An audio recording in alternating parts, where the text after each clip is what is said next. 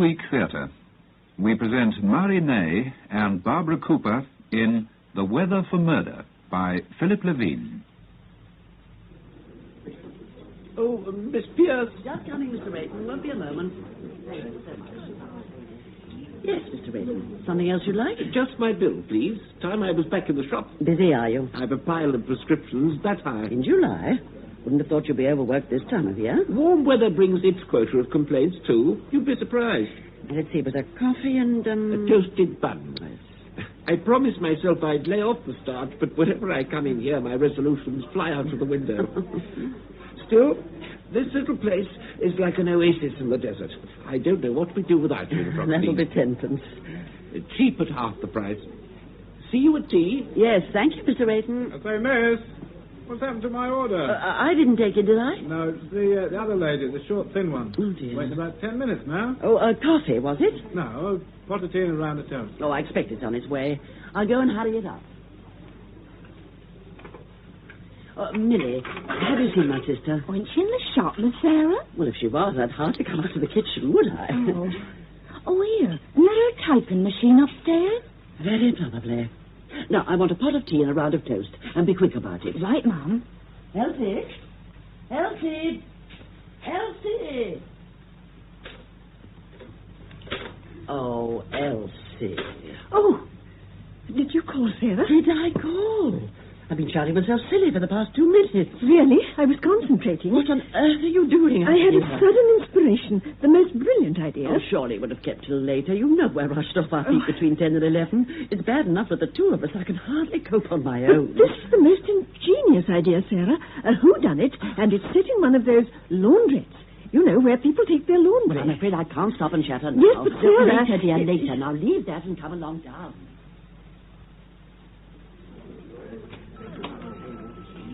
Oh, good morning, Sergeant Foster. Oh, hello, Miss Elsie. Very pleasant out this morning, isn't it? Not that it make much difference to me. Stuck away in a miserable office. Wish I was back on the beat sometimes. Oh, but it's much more fun investigating, isn't it? The only investigating I done this week is to check on one dented mudguard and 2 lost cats. Oh, you know, I was hoping you'd drop in this morning. There Was you? something I wanted to ask you. Picking my brains again, eh? What are you scribbling this time? Scribbling? I'm busily writing, if that's what you mean. Another thriller? I suppose you'd call it that. I'd have thought romantic novels would have been more in your line. Oh, I don't know. Some of our most successful thriller writers are women. Agatha Christie, Dorothy Oh, Sayers. is that how you see yourself, eh? Another Agatha Christie? Oh, it's a trifle ambitious, I agree. But even she had to start somewhere. All right. What is it this time? Well, I've set my story in a laundrette, and I wondered, would heat destroy a fingerprint? Direct heat, certainly. Oh. Now, mild heat might preserve it. Yes. But if there's any moisture about, or steam or anything like that, they disappear. Oh, would they? Afraid so. Oh, what a pity. That's ruined everything. I shan't be able to use that after all. Oh, sorry about that. But you know what I could use right now? A nice, strong cup of tea. Think you might oblige? Oh, certainly, Sergeant. I'll bring it directly. Oh, Millie, is the roast in the oven? Yes, ma'am. It's cream of celery today. You haven't forgotten? Oh, no, Miss Sarah. Cream of celery, roast or curry, date pudding and cheese to follow. That's right. Oh, how are we off for curry powder? Well, enough for today, but you'll need to order some more. Are you off shopping, Sarah? Just going. But I'll be back for the first of the lunches. Oh, have you typed out the menu? Yes, I've got them here. Fine. Put them round the tables. It reminds me, I must see if Mallards have got that sample in yet. What sample is that? The plastic tablecloth. Oh, surely not, Sarah. And what's the objection? I simply loathe plastic. Well, that's no argument. They're highly practical. I dare say, but must everything be practical? Oh, Sarah, customers prefer good old-fashioned cloth, linen. They're more homely. That may be, but very impractical. Do you know what our laundry bill is each week? It runs into pounds. Well, then, let's put up our prices. Oh, they're quite high enough already. Elsie, you may not realize it, but we barely make ends meet. Well, why don't we put in a few more tables? Oh, my dear, if we put in another table or chair, there wouldn't be room to move. But didn't you say something about enlarging the place? Yes, I intend to, if I can acquire that small plot next door. Oh, yes. The one that belongs to Mr. Everett. Mm-hmm. Have you spoken to him yet? No, but I shall at the first opportunity. He usually comes in about 11, though he hasn't been in this morning. Well, if he does, for heaven's sake, don't you say anything. It needs a tactful approach. Yeah. And let's face it, you've no head for business. So I think you'll agree it's best left to me. Oh, yes, indeed, Sarah. I'd be quite hopeless. Good. Well, you set out those menus. You've put on the correct date, haven't you? Yes, the 16th of July. Fine. Then when you've done that, I should have your coffee. Oh, don't leave the shop, will you? Oh, no, Sarah. I'll see you shortly. Oh, I'm sorry, Mrs. Sarah. Good morning, Mrs. Clark. Good morning, Miss Elsie. Oh, I forgot the donuts when I was in earlier. They haven't all gone, have they? Oh, no, there's half a dozen left. Well, I take them then. Oh, my, it's been such a morning in the post office. I ran out of 7 8 insurance stamps. Good morning, Elsie. Oh, hello, Mr. Everett. If you'll find yourself a table, I shan't keep you long. Thank you. There's no hurry. That'll be 1 and 6. Mrs. Clark. That's it, then. Well, thank you so much. Morning, Mr. Everett. Good morning, Mrs. Clark. The usual, Mr. Everett. Please. Well, I seem to have missed the rush. Yes, we were frightfully busy earlier on. I was just about to have my coffee, too. Oh, well, join me if you like. Oh, may I? Anything with your coffee? Just a plain bun, I think. Right. I shan't be a jiffy. Yours is half and half, if I remember rightly. Yes. No milk for you? No, I prefer mine black. They say black coffee keeps the mind alert and clear. And that's very essential if one's doing creative work, don't you think? Oh, very. How's the writing coming along? Oh, not too badly. But it's so difficult finding new ideas. Oh, excuse me, just a moment. There's the postman. It's for you, Miss Pierce. Oh, is it? 1 parcel, but no need to sign. Thank you. Pleasure. Oh, dear. Another rejection? Well, never mind. There are a great many other publishers. No, I'm afraid there aren't. I've exhausted them all. Oh, well, into the wastepaper basket, I suppose. Tell me, what was it about? Oh, I'd hate to bore Oh, you. you'll never bore me, Elsie. On the contrary. Now then, come along. Oh, well, it was about a private detective in Soho. Do you know any private detectives? No, I don't. Have you ever been to Soho? No, but I've seen pictures and read books. Ah, but that's the trouble, you see. Surely it's best to write from your own experience. Possibly.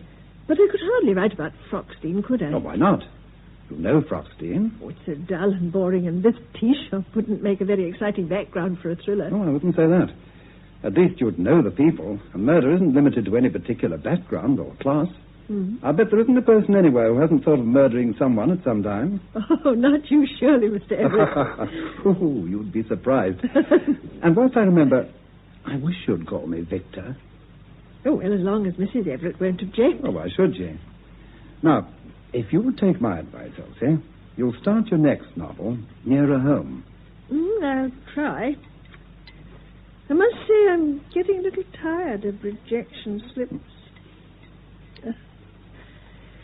I meant to ask you before, what happened to your dog? My dog? Yes, Dandy, wasn't that his name? Such a lovely Labrador with the best coat I've ever seen. I'm afraid I had to get rid of him. Oh, not destroyed. No, I had to find him a new home. Oh, however could you part with But it him? wasn't through choice. Nora, Mrs. Everett, felt there wasn't room for him in the cottage. Oh. We've 1 or 2 fine pieces and, well, he was rather a large dog. Oh, what a pity. Yes, well, one has to give and take in marriage. I suppose so. And anyway, you've still got your dahlias. Well, no, I haven't actually. Oh, haven't you? But I thought you had a wonderful collection. I did, but Nora doesn't care for dahlias. She says they attract black fly, so we've switched to a herbaceous border. Oh, how sad. No, not really. I must say those black fly were a bit of a nuisance. But in spite of them, I heard that one year you took almost every prize at the county show. Oh, that's quite right, I did. Before you and your sister came here, before I remarried, several summers ago. Odd, when I think back now. Just Dandy and I. My dahlias, black fly and all. Your wife's from London, isn't she? Yes, though we first met on a cruise. It's funny how that happened. My first holiday in years. She was a science teacher, you know. You wouldn't think it to look at her, but she's terribly bright. Good brain. Used to teach in the secondary modern. Well, we seemed to get thrown together on the cruise. Mm-hmm. We were never out of each other's company. Oh. And when I got back, I found I missed her. I wrote, and then out of the blue, she turned up here. And, well, that was that. Not terribly romantic, is it? Don't give you much copy, I'm afraid. Well, didn't your wife find it very quiet here in Froxtine? Well, at first, Nora was all for moving back to town. Then suddenly she changed her mind.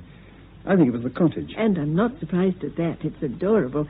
Though I only know it from the outside, and I love that beautiful bay window. Yes, that's the lounge. Oh, is it? It looks rather like an inn with that, what do you call it, bubble glass? Bullion glass. Yes, genuine, too. Not this mass-produced stuff. It's a bit warm in the summer, but I must say I find it delightful. The only thing is, one has to be careful with the furniture or the sun can blister the varnish. I can't imagine a lovelier cottage for retirement, Mr. Everett. Victor. Oh, yes. I'm not completely retired, you know. Not by a long chalk. I'm still on the boards of several companies. Are you? Yes, Harmsworth, Mutual Investments, not forgetting McCowan's. What, the big London store? Yes. As a matter of fact, I'll be driving up to a board meeting tomorrow. You wouldn't be going up to town, would you? Me? I thought perhaps I could give you a lift and we might have a bite of lunch together. Oh, thank you. Oh, but I rarely go up to town. Oh, well, some other time. Yes. Here's your sister. Well, time I was off. I'll take my bill, if I may. Good morning, Mr. Everett. Hello. I'm glad I caught you. I wondered if I might have a word with you. Certainly. Here, Elsie, give these groceries to Millie, will you? Oh, yes, sir, yes. Well, now, Mr. Everett, I hope I'm not holding you up. No, of course not. Well, what can I do for you? To come straight to the point, it's about that small vacant plot next door. I understand from my solicitors that it belongs to you. Yes, I bought it some years ago. It was part of the old Lingfield estate. Well, my sister and I were thinking of enlarging the shop. We're rather cramped here, as you can see. Well, if you're thinking of making an offer, don't make it to me. I'm sorry.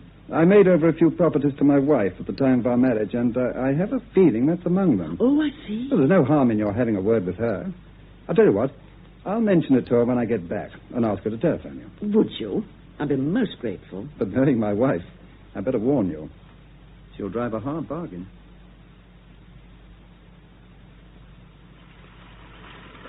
Oh, Millie? Yes, Miss Sarah? Are the new gateau ice? Yes, I'm just going to put the walnuts on. Oh, answer that, Elsie, would you? Oh, yes, sir. Millie, you did check that delivery yesterday. Twice. Well, then where's the curry powder? In the cupboard. Oh, I've told you a dozen times, Millie. Spices go on the shelf by the stove. Oh. Elsie, that wasn't Mrs. Everett by any chance? No, Sarah. It was Mrs. Clark from the post office. She asked me to put aside a jam sponge. Oh, I think Mr. Everett forgot to speak to her. Oh, Sarah, if he promised, then I'm sure he will. He's a frightfully nice man. Such perfect manners. But easily led. Fancy handing property to his wife just like that. No, that shows how considerate he is. I admire him for it. I think Mrs. Everett's a very fortunate woman. Well, you're not the only one. From what I hear, there were quite a few broken hearts in Froxtine when the bands went up. Isn't that right, Millie? Oh, yes, ma'am. There were dozens who had their eye on him. Well, a cottage and a car and pots of money. Oh, I wouldn't have said no to him myself. Still, he hasn't done bad for himself, has he? I mean, she's very smart and not at all bad looking. Got pots herself, I expect. Oh, a shop, Elsie. Oh, right, Sarah. Oh, that smells like the scones. Oh, ma'am. Yeah, Millie, take the cloth or you'll burn your fingers. Yes, ma'am. Oh, good morning, Mrs. Everett. Good morning. I'll take a wholemeal loaf and a small gateau. Certainly. Is that all you've got? Chocolate. The one I had the other day was rather sickly. Haven't you anything else? Oh, we've a new line. Walnut cream. I'm sure you'd like that. May I see one? Oh, Millie's just topping them with walnuts. Well, I've got a lot to do this morning. How long will they be? Oh, 5 minutes, no more. Oh, well, if I've got to hang about, I'll stop for a coffee. Oh, yes, do. I shan't keep you waiting long.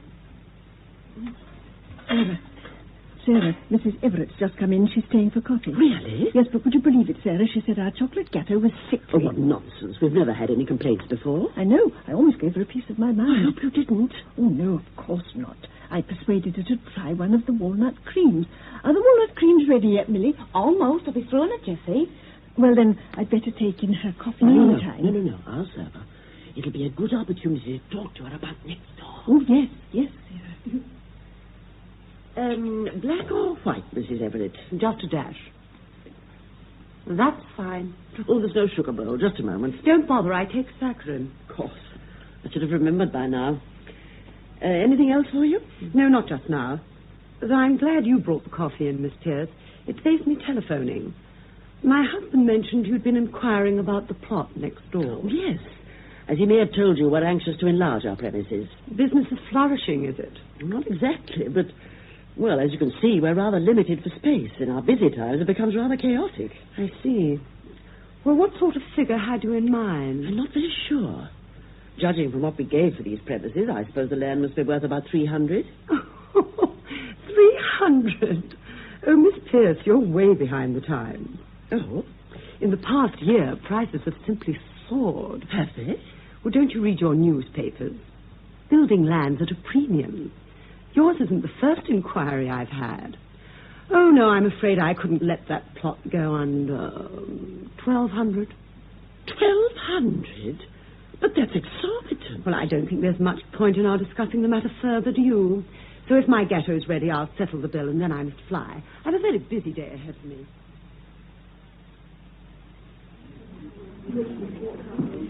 Oh, the heat. Elsie, if you're on your way to the kitchen, put on the other fan, will you? It's terribly close. I intended to, Sarah. Put on the other fan, Millie. All right, Mum. And 2 pots of tea, 1 china, and an egg on toast. Oh, wasn't it turned warm? I'm sweltering. Well, we've got both fans on now. I should open the window fully. Must be the hottest day we've had this summer. Have you got that ham sandwich for Sergeant Foster? Yes, here it is. With mustard. Oh, and that round of cinnamon toast. Oh, thank you, Millie. Your sandwich with mustard, Sergeant. Ah, thanks, Miss Elsie. I expect that uniform's a trifle warm this weather. Oh, you can say that again. Still, I suppose I should be thankful I ain't on traffic duty. I wouldn't fancy that with the thermometer touching 80. Is it as high as that? Yes, a sudden high ridge sweeping in from the Azores. Oh, is that what it is? That your telephone? Yes. Answer that, would you, Millie? Yes, Mum. It's all right. Millie's taken it. Oh, you know, I could do with an issue of Tropical Kit. Oh, I'm sure you'll feel refreshed once you've had your tea. Sergeant, I meant to tell you, I've given up writing stories about private detectives. Oh? I'm going to concentrate on something nearer home, from my own experience. Well, that should be interesting. Yes. Sergeant Foster. Yes, what is it, Millie? It's the phone just now. Now, just take it easy and catch your breath. But that was your constable. He's had an urgent call. The Everett's cottage is on fire. What? Oh, no. He sent for the brigade, but there's a terrible blaze. Quick, let's have me helmet.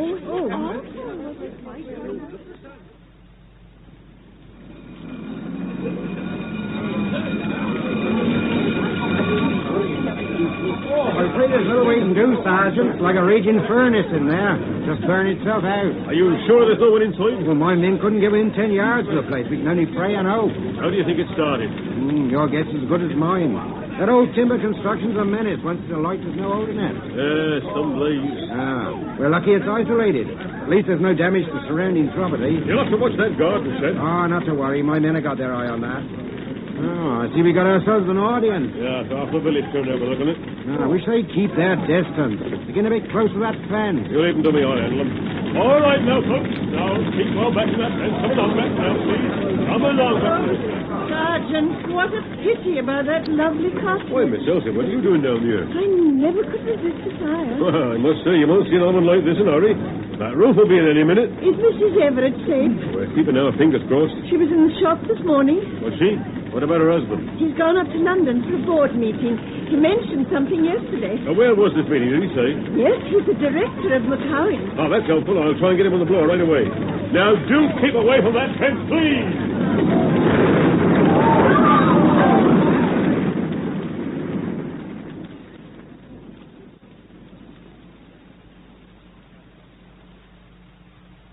And so finally, gentlemen, I have no hesitation in saying that we can look forward to a highly profitable and satisfactory year. Oh, Mr. Everett, Yes, Miss Brown? there's a telephone call for you. Well, I can't be disturbed now. It's the police sergeant from Proxine. He says it's extremely urgent. Oh? All right. I'll take it. Where is it? Next door in the outer office. Would you excuse me a moment, Mr. Chairman? Yes, of course, Everett. Hello? Oh, I shan't give you a moment, Sergeant. He's just coming. Oh, here you are, sir. Thank you. Hello? Yes, speaking. Please come to the point. I'm in the middle of a board meeting. What? When did this happen? I see. But is my wife all right? Well, if she returns before I get there, tell her I'm on my way back. Yes. Yes, I should be there by 6. It was good of you to call, Sergeant. Thank you. Miss Brown. Yes, sir? Get me a brandy, would you? Certainly, sir. The usual with soda. No. Make it a double. At least. Honestly, Elsie, I don't understand people at all. They only have to hear the word fire and they start behaving like a bunch of schoolchildren. It's just natural curiosity. Well, I can't see anything natural about it. It's morbid, if you ask me. I never seen such a stampede. You, Millie? But the place emptied itself so quickly, you'd have thought the tea shop was on fire. Well, you should have come too, Sarah. It was still burning when I left. Oh, poor Mr. Everett. He will be upset. Well, I hope he had the good sense to be insured. But that'll hardly compensate for the loss of such a charming cottage. And all the inconvenience, Sarah. I mean, where will the Everett live? Well, they'll have to find a hotel. And to think of all their beautiful antique furniture. It'll be replaced if it's insured. Oh, but it's not the same. Be practical. One chair's the same as another. But they've lost everything. Except the garden shed. It's about time Millie was back. I'll have something to say to her, gallivanting off without so much as a by your leave. Oh, if she is now. And about time. Sorry, Ma'am, but the most terrible things happened. Oh? The fireman found a body in the cottage. Oh, dear. It's Mrs. Everett, there's no doubt. Oh, to think she was only in here this morning. Now, use your handkerchief, Millie, for goodness sake. Are they certain it was Mrs. Everett? Yes, I heard the fireman say. Oh, how dreadful. Oh, it was terrible, Ma'am. They had a police car there, and she was all covered in a sheet. Oh, dear. Oh. All right, Oh, Millie. sorry, Ma'am. Now, just pull yourself together. Get the tea things washed up, and then you can go off. Right, Ma'am. Oh, poor Mr. Everett. Oh, yes. Poor man. But people get over these things like everything else. Still, we could offer to help. Help? In what way? Well, Sarah, it's an awful thought that the poor man will have to stay alone in some ghastly hotel room. Couldn't we offer to put him up for a day or two? Well, I suppose we could. Oh, we've a spare room, Sarah, and he wouldn't be much bother. He could eat down here. Oh, surely it's the least we could do. I'm sorry to have brought you down here, sir, but it wasn't necessary for identification purposes. I understand, Sergeant. Oh, there's a deed box in my office. I'm afraid that's all that was salvaged. Thank you. Well, I suppose I'd better look round for a room of some sort. No need to worry, sir. Miss Pierce in the tea room said they'd be happy to put you up. Really? I don't know whether I could bother them. Oh, they'd be only too pleased. They'll be much more comfortable there in an hotel. And we shall need you for the inquest. Now, Doctor, you examined the remains of the deceased? Yes. Would you state your opinion as to the cause of death? Shock, following multiple burns to the chest and abdomen. I should perhaps add it was not possible to conduct a normal post-mortem beyond a routine examination of the throat and lungs. Due to the extensive burns? Yes, though after reading the fire officer's report and noting the position in which the deceased was found, I'm of the opinion that Mrs. Everett was asleep in a chair when the flames enveloped her. Thank you, Doctor. Go on, Victor Everett. Victor Everett. I swear by Almighty God to tell the truth, the whole truth, and nothing but the truth. So help me God. Do take a seat, Mr. Everett. Thank you. You are Victor Everett, formerly of Hillside Cottage, Meadows Lane, Froxteen. Yes. On what occasion did you last see your wife? On the morning of the 17th of July, at about 10:30. I was due at a board meeting in London that afternoon, but I thought I'd go up a little earlier. My wife had some shopping to do, and we left the house together. As I say, around 10:30. And later that day at approximately 6:15 p.m., you identified the body of a woman at the Froxdean police station as that of your wife. Yes. Now, Mr. Everett, although we shall be calling an expert witness in a few moments, have you any comments to make at this stage as to the cause of the fire? No, I'm afraid I haven't. We didn't have gas in the house. My wife preferred electricity. And the entire cottage was rewired by the board about 18 months ago, shortly after my wife and I were married. Was your wife in the habit of smoking? No. Were there any inflammable materials stored in the house? None at all, as far as I know. I have a bottle of Sinners and some methylated spirits, but they're kept in the garden shed, well away from the house. So you can offer no explanation as to the cause of the fire? I'm afraid I can't. Well, thank you, Mr. Everett. You may step down. Call Mr. R.A. Jenkins, County Fire Officer. Mr. R.A. Jenkins, County Fire Officer. I swear by Almighty God to tell the truth, the whole truth, nothing but the truth, so help me God. You are Ronald Arthur Jenkins, Fire Officer of this county. Yes, sir. And on the afternoon of the 17th of July, you examined the debris and what remained of the residence known as Hillside Cottage, Meadows Lane, Froxdean. I did. And did you reach any conclusion concerning the origin of this fire? I did, sir. Will you state these conclusions to the court? Certainly, sir. I have had extensive experience in locating what is known as the seat of the fire. That is its point of origin. And I am of the opinion that the fire commenced in the region of the lounge window. How exactly? Well, the afternoon of the 17th was extremely hot. Temperatures were in the 80s. The lounge window contained bullion glass. Now, due to several factors, the angle of the sun, the bubble in the glass, the sun's rays were concentrated onto the curtain, rather like a child playing with a magnifying glass. I should say the temperature reached might have been in the neighborhood of 200 to 230 degrees centigrade, sufficient to ignite a curtain made of cotton or similar fiber. Were they of cotton? I can't say. They were completely destroyed in the fire, though the residue suggested they might have been. Thank you, Mr. Jenkins. You've been most helpful. In the case of Honora Everett, aged 42, who died in the fire at Hillside Cottage, Froxdean, we've heard the evidence of her husband, also the police pathologist, and the county fire officer. And from their evidence, it appears that this fire was the accidental outcome of the combination of a number of elements.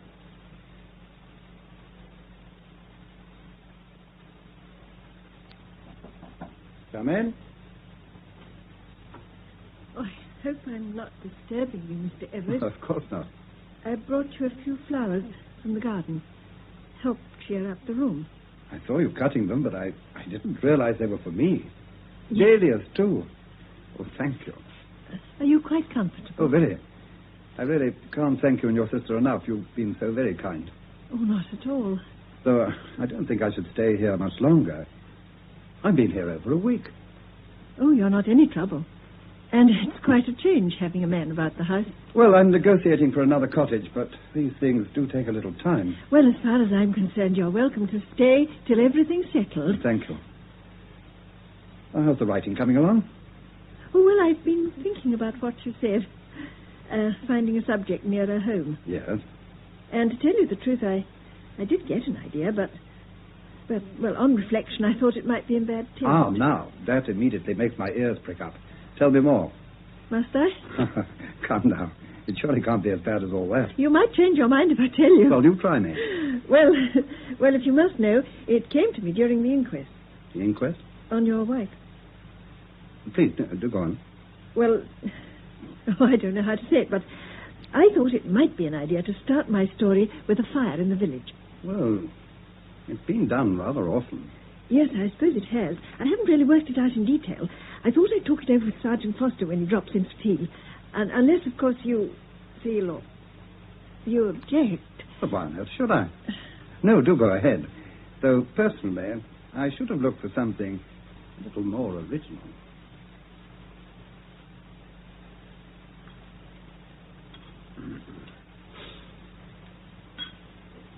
Have you seen the Gazette, Sergeant Foster? What's that? There's a picture of you and Mr. Everett leaving the coroner's court. Oh, is there? Oh, those reporters, they just can't leave well alone, can they? Mr. Everett's turned away slightly, but it's a very good likeness of you. Well, let's see. Good grief, that's an insult, whoever that was, but take it away. Oh, by the way, I noticed you at the inquest, Miss Elsie, scribbling away in your notebook. Did you? Yes. You see, finding myself in a coroner's court amidst tragedy, as you might say, I had a sudden inspiration. Oh, not for another thriller. Why, yes. Surely it's best to write from your own experience. Now, you watch your step. That sort of thing can upset people, you know, and you could find yourself in a libel suit. Oh, no, my village would be entirely fictitious, Sergeant. I was going to call it Medborough or something far removed. I shouldn't think of causing anyone offence. Well, who's your choice for a victim? Well, I had in mind an attractive middle-aged woman. I say. That's pushing coincidence a bit too far, isn't it? Oh, yes. Yes, I see what you mean. Oh, well, she could be young, I suppose. It doesn't really matter. What about method? Given that any thought? Well, to be honest, the thing that sparked me off, forgive the pun, was the idea of the bullion glass. But instead of it being an accident, in my book, the fire's caused deliberately. Sounds a bit far-fetched to me. As I dare say it is. Oh, but I was hoping you'd be some help, not put a damper on it. You must be realistic, Miss Elsie. Now, sit down a minute. Oh, yes. Now, perfect murder requires, among other things, perfect timing. Yes. And no murderer would ever leave things to chance. What happened at Hillside Cottage depended on quite a few things outside anyone's control. Now, for one thing, the weather. Mm-hmm. Then Mrs. Everett being alone and dropping off like that. And as the fire expert said, the choice of curtains. Yes, you have a point there. Mind you, I suppose there is such a thing as dramatic license. I suppose your murderer could have kept his eye on the weather reports. We're just waiting for a scorcher. But with our climate, he might have had to wait half a lifetime. And then to make sure the victim did drop off, you could always slip her a couple of sleeping tablets. Yes, Sergeant, yes, but wouldn't that show at the autopsy? Depend on what's left of the victim. In the case of fire, it's unlikely. Then regarding the curtains, I suppose one could persuade the victim to buy cotton. Well, that's stretching imagination a bit, don't you think? Yes, doesn't sound very convincing. And anyway, even if the murderer did go to all that trouble, how on earth would I catch him out? The husband, you mean? Yes, how would I solve it? Well, that's your little problem, isn't it? I'm no writer. Although, for what it's worth, in my experience, criminals invariably have to lie somewhere along the way. And the trouble with liars is they have such bad memories. Sooner or later, they'll drop a clanger. So when you settle down at your typewriter, I'd bear that in mind if I was you. Yes. Oh, forgive me, Elsie. I didn't realize you were in here. Oh, do come in. Oh, thank you. The pot's still warm. Would you like a cup? Oh, thanks. No, don't you get up. I'll see to it. Would you like a second one? Oh, It'll give me pleasure to serve you for a change. thank you. Sarah's at a club committee meeting. Oh, Mother? She can't sit still for a moment. Always doing something. Been like that all her life, even as a child. It must get rather lonely for you. Oh, I'm used to it. I'm afraid that's one thing I've never got used to. Loneliness. I'm a person who needs companionship. You are? Thank you. You must miss her dreadfully. Who? Your wife. Oh, yes. I'm sorry. That was tactless of me. Oh, not at all. One can't grieve forever, can one? No point in moping. There comes a time when one must face reality. Oh, I imagined you were something of a sentimentalist. Now, Elsie. I know you will hate the cliché, but never judge a book by its cover. Throughout my professional life, I've learned to adapt myself to the situation. It's the only way. I'm different. I've never been willing to accept second best. That's probably why I've remained an old spinster. Not old. Oh, come now. As you said, one must face reality. Perhaps. But it still puzzles me why somebody hasn't snapped you up long ago. Oh, forgive me. Would you like a piece of cake? It's chocolate. Yes, I think I will. No, not too large a slice. It's our own, you know. Yes, I've had your gâteaux on several occasions. They're excellent. But the one I'm really partial to is that new one of yours. What do you call it? Walnut cream. Yes, that's one of Sarah's creations. Walnut cream, did you say? Yes. Even Nora was aghast when I asked for a second helping. Oh, don't look so surprised. I have a very sweet tooth. I'm sure you must have noticed. Yes, of course. Oh, what is it? Are you all right? I'm sorry. I hope you won't think I'm being rude, but I've a slight headache. I think I'll have an early night. Elsie? Oh, in bed already? Yes, I was feeling rather tired. Oh, well, then I won't disturb you. No, don't go, Sarah. Hmm? Did the meeting go well? Very. The bazaar's to be held on the 25th. I've promised them one or two things. Oh, I should give them a sponge or a gateau. I probably will. That new one of yours. Walnut cream is very popular. Yes, I'm feeling rather proud of that. You know, I suddenly realized the very first one went to Mrs. Everett. Oh, did it? Oh, yes, you're right. I remember now. The day of the fire. And if Mr. Everett drove to London at 10:20, he couldn't have had any of it. Well, he's made up for it. He had several portions of tea yesterday. Oh, did he? Yes, but what I mean was... Now, you lie back and I'll straighten your pillow. There. If you're feeling tired, this is no time to chat.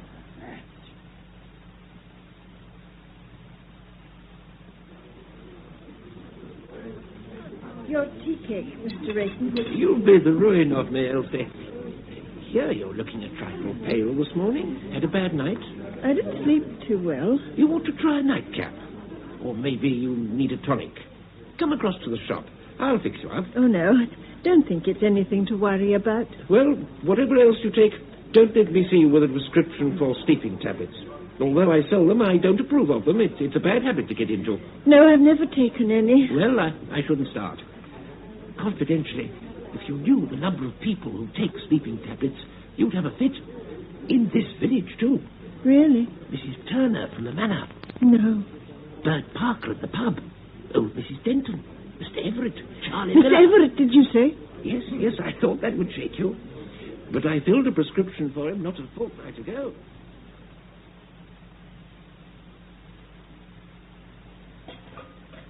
Millie, have you seen Mr. Everett? Yes, he went out early. Where to? Did he say? He's gone along to the cottage, I think. What, Hillside Cottage? I expect so. Fancy going back there. Gives me the creeps every time I walk by. Look, Millie, I'm going out for a little while. If my sister wants me, tell her I'll be back within the hour.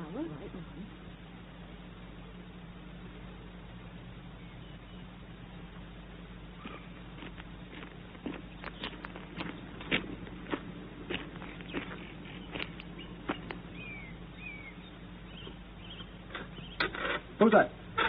Oh, it's you, Elsie. Oh, you did startle me for a moment. I'm sorry, Mr. Everett. Oh, what are you doing out here? Oh, just taking a stroll. I noticed the shed door was slightly ajar, and I thought someone had broken in. No, it's been under lock and key since the fire. I came by for a few tools. What have you got there? Hmm? In your hand? Oh, this tin, you mean? Just some sodium chlorate. Your path could do with weeding. I thought it'd make myself useful. You don't mind my helping out in the garden? No. I'm sure Sarah will be most grateful. Yes, but what about you? I was hoping I'd save you a few back-breaking jobs. Oh, well, thank you. Elsie, I have a confession to make to you. Confession? Yes. Trouble is, where to begin? Is it about your wife? I can see no one can keep things hidden from you. The truth is, we didn't get on very well. During the past 6 months, it became almost unbearable. It was as much as I could do to sit in the same room with her. Oh, I escaped whenever I could. You know, your little tea room was a haven to me. Oh, the fire was a shocking, dreadful thing to have happened, but if I'm to be honest, I'm not unhappy. Far from it. Why are you telling me this? Because with everyone offering their condolences, it's been a great strain having to keep up this pretense. I needed to tell someone. Who better than you? Oh. You were up rather early this morning, weren't you? Always been an early riser. Oh, didn't you sleep well? On the contrary, never better. Sarah came in rather late. I thought she may have disturbed you. No, I'm a very heavy sleeper. Have you always been like that? Yes, since I can remember. I'm one of those people who drops off the moment their head touches the feather.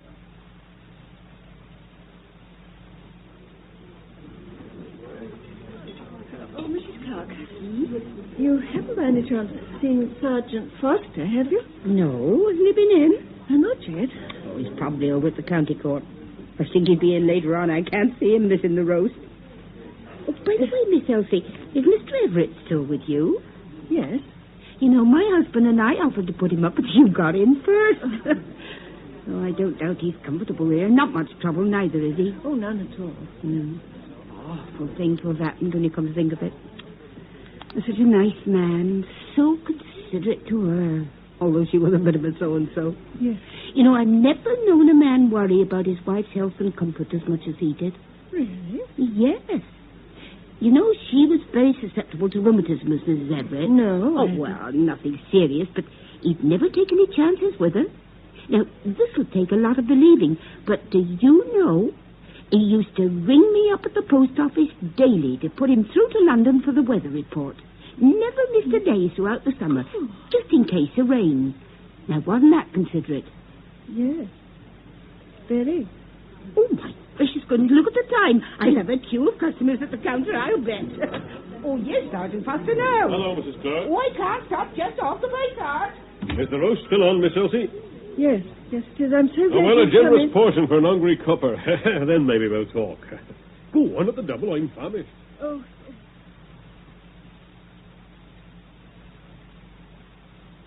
Have you finished, Sergeant? Thank you, Miss Sarah. Lovely bit of beef. Glad you enjoyed it. Elsie's bringing the coffee. Why, you seem to be your last customer. Hope I ain't holding you up. No, we won't start serving tea till about 3. Your coffee, Sergeant. Thank you, Miss Elsie. Oh, Elsie, while I remember, as it's half day tomorrow, I promised to help with the bazaar. Will you be going out? I don't think so. Why? Well, that new mixer should be arriving. I'd like someone here to take delivery. I'll be in, Fine. Sarah. Then I can let Millie go off. Well, Miss Elsie, you found a solution to your fire story yet? Yes and no. You remember that lie you spoke about? Uh-huh. Well, I had an idea about that. In my story, the wife purchases a cake on the day of the fire, after the husband was supposed to have gone up to town. It was a new kind of cake, but the husband at some later date remarks on its flavour. Now, that would prove he was at the house at the time of the fire, wouldn't it? Not bad. Well, it might be difficult to convince a jury. But if one could prove he got a prescription for sleeping tablets, though he was a sound sleeper... Possessing sleeping tablets doesn't mean he administered them. But if one also had a witness to prove he made daily inquiries about the weather, on the pretense of his wife's rheumatism... You still have to prove criminal intent. I mean, that merely sounds like the action of a considerate husband.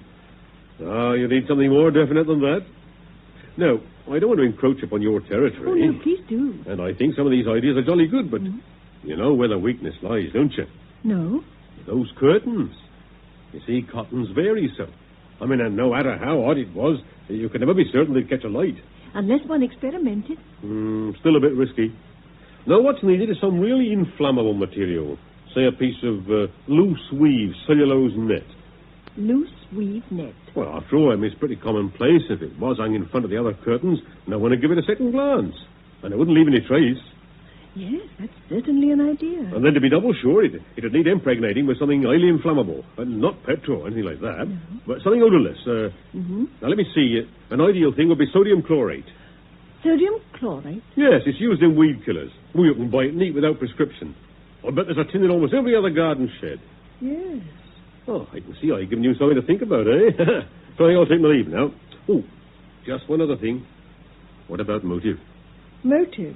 Well, one doesn't usually commit murder without rhyme or reason. Is the husband hard up? No, I imagined him being quite well off. Well, then, if it's not revenge or fear, that leaves you with the other woman. The other woman? Well, you know the sort of thing. The sympathetic friend in the background. Somebody he can escape to when the wife gets too much for him. Would a man really commit murder for another woman? Would he? You're joking, ain't you? Well, what better motive than the eternal triangle? Why, sometimes the other woman doesn't even know it's happening. The husband waits until the wife's dead and buried before he drops a hint. Really? Oh, I see. I made you blush. Oh, well, I hope I haven't been too forward. No, of course not. Well, it's time I was moving. I hope the book goes well. But if it sells, I shall expect my 10%. Afternoon, Miss Sarah. Oh, good afternoon, Sergeant Foster. Oh, Elsie. I'm just going out. I'm going to get my coat, sir. I'm going across to the draper's. What for? Well, the sun bothers me when I'm at the typewriter. I thought I'd get a few yards of net curtaining. Net? Well, that's not terribly practical. Why didn't you get some casement cloth? No, Sarah. I'd rather have the net.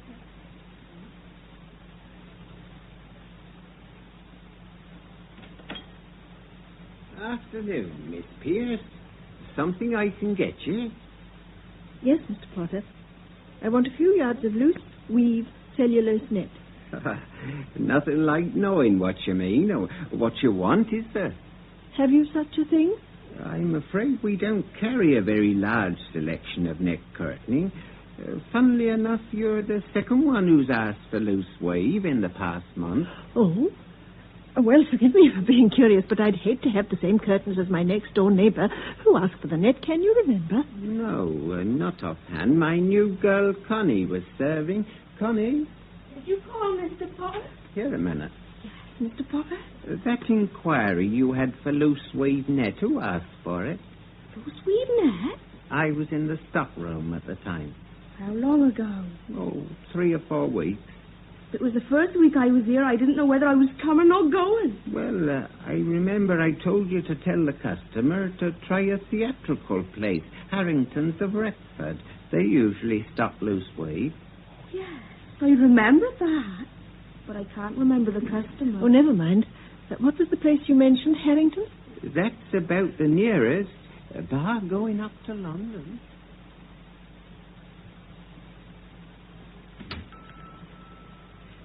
Sarah. You didn't have any luck, I see. No, I shall be going into Retford tomorrow afternoon. Tomorrow? But you were going to take delivery of the mixer. Oh, was I? Oh, dear. And I've already bought my ticket. Oh, well, you might have told me. I've already given Millie the afternoon off. Perhaps she'll stay if you ask her. Oh, really, Elsie? You are the limit.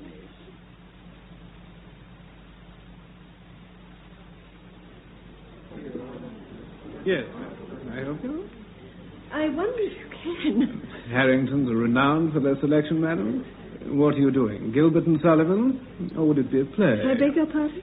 What costumes are you looking for? Oh, no. No, it's material I want. Over here, madam. Taffeta, rayon, damask, nylon, silk, satin. We carry over 5,000 lines. 5,000? Well, no, actually, all I require is some net. Net? What kind of net? Loose weave. Do you stock such things? Of course, madam. This is what you had in mind, madam? Well, I'm not terribly sure. You see, I believe a friend of mine bought some here, and I'd rather like to get the same. It looks very nice in their window. I'm sure. When did they purchase it? Oh, within the last month or so, I think. But I don't suppose you can remember all your customers. On the contrary, madam, we have records of every transaction. Of course, most of our customers are trade or professional. But I suppose I could look among the retail receipts. Oh, would you? That would be most kind of you. A moment, I'll just get the receipt book. Here we are. And what was the name? My name? No, madam, not your name, your friend. Oh, I see, yes. Everett. Everett. Yes. You'll find it. I believe so. I haven't the original letter, but as you can see, the receipt is addressed to V. Everett. V? Yes. Is that your friend? What? Oh, yes. Well, on second thoughts, I don't think this is quite right for me. I'll leave it if you don't mind. As you wish.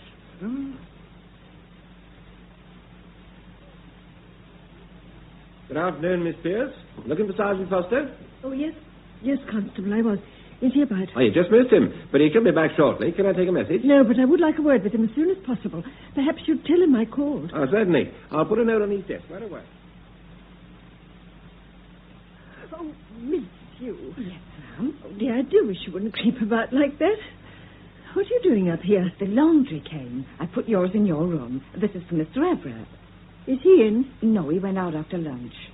The mixer arrived. Did it? Oh, it isn't half smashing, all red and white. There's ever so many gadgets. Well, I'd better get rid of Mr. Everett's laundry, I suppose. No, I'll put it in his room. Oh, Lily. right, Mum. Oh, thank you. You can go off now. Oh, thank you, Mum. See you tomorrow.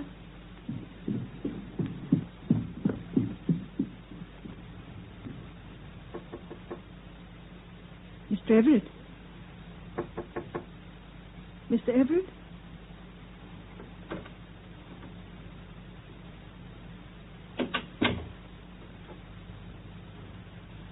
Oh. Now I wonder. A deed box. Oh, it's open.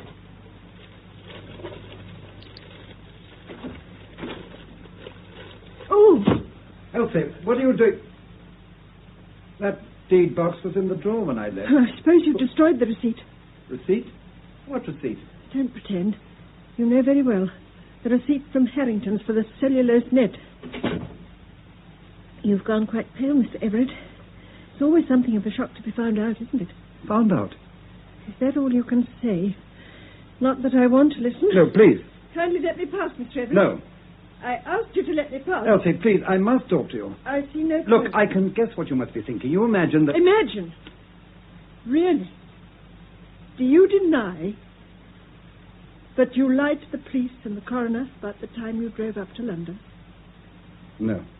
Or that you obtained a prescription for sleeping tablets when you sleep perfectly well without them? You obviously know, so how can I deny it? Or that for weeks you inquired daily about the weather? That's perfectly true. And that you purchased 6 yards of loose weave netting and impregnated it with weed killer to make it more inflammable? That I do deny. But I saw you with the tin of sodium chloride. But I didn't purchase it.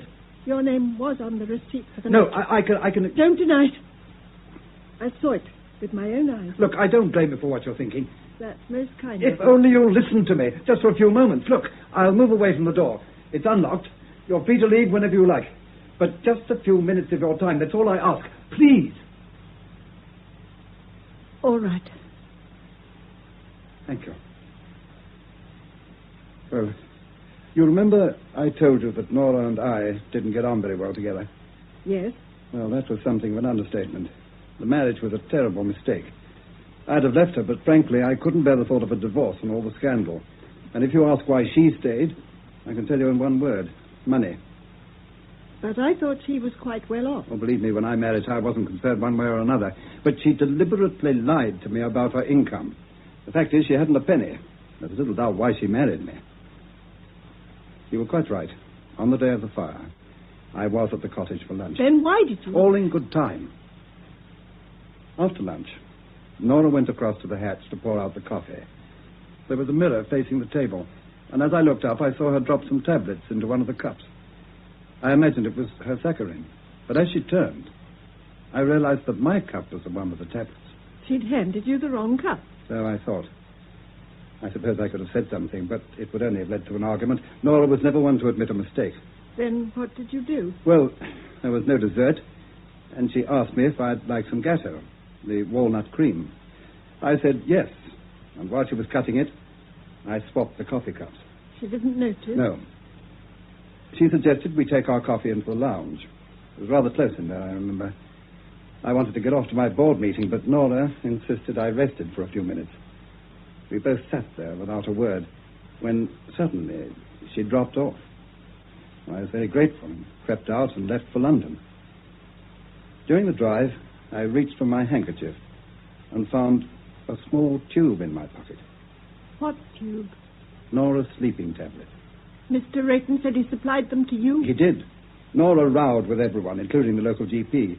Phenobarbital's on prescription, so I had to pretend they were for me. It was the same with the weather report. She got a sudden mania about her health. If I didn't check, she wouldn't step out of the house. But what were the sleeping tablets doing in your pocket?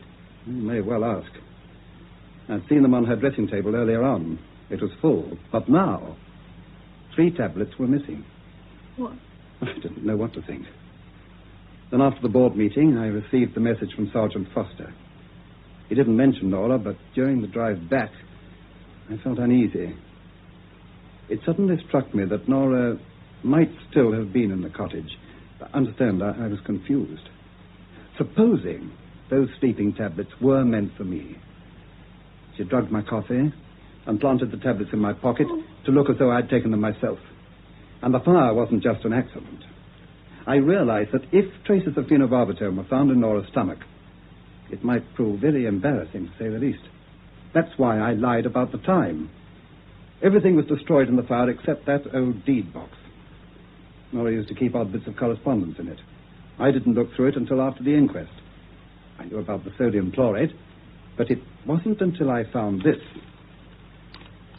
that I was certain Nora had tried to murder me. Murder you? Yes. Look at this. What is it? It's a brief note from Harrington's confirming her order for the cellulose net. But the receipt was marked out to you, V. Everett. Her name was Venora. I called her Nora for short. Venora? But then, why didn't you go to the police? Well, what purpose would it serve? Another inquest, more questions, reporters? Besides, I'd have had to admit I lied about having lunch at the cottage. And after all, if I could lie about one thing, I could lie about the tablets, the weather reports, and even that order for the net. Yes. I'll make no bones about it, Elsie. I was afraid. I don't say I would have been found guilty, but there was always that possibility. Yes. There is still, if you go to the police. But that's up to you. I shan't stop you. You're free to leave whenever you like. Come in. Oh, yes, Millie. What is it? Sergeant Foster's on the phone, ma'am. Said you left a message for him. Oh, yes. Well, look, Millie, apologize for me, would you? Tell him it wasn't frightfully important. I'll call him back later. Yes, ma'am. I believe you, Mr. Everett. Thank you. Thank you. But I still think you were very foolish to lie to the police, and if you'll take my advice, you'll dispose of that weed killer. I have. But keep that note from Harrington's. It proves you're innocent. And if my novel's published, someone may put two and two together. But surely you're not going to... Oh, don't worry. I'll change the names. Besides, everyone's bound to say it's far-fetched, but I'm sure it'll sell. I've no doubt. Well, thank you again, Elsie. And if there's anything I can do for you at any time, you won't hesitate to ask, will you? Well, just watch over my dailies, that's all. And, there is just one other little thing. Yes? Please don't think I insist by any means. I'd hate you to feel that, but my sister's terribly anxious to acquire that little plot next door. Oh, she can have it. Oh, no, we'll pay the market price, Mr. Everett. Please, Elsie. Not Mr. Everett. Oh. Victor. Now, Elsie, I need your signature. Yes. Here, Yes. here, and here. Yes. Terribly exciting, isn't it? Fine. Now, this can go straight off to the solicitors. And the builders should be able to start early next month. Oh, I'm so pleased. I can't tell you. It wasn't easy. Mr. Everett was a hard nut to crack. I had to fight every inch of the way. But finally, I got him down to 200. How clever of you. It's a good job one of us has a head for business. Oh, it certainly is. I have to hand it to you, Sarah. Oh, you're the practical one. You are really dear.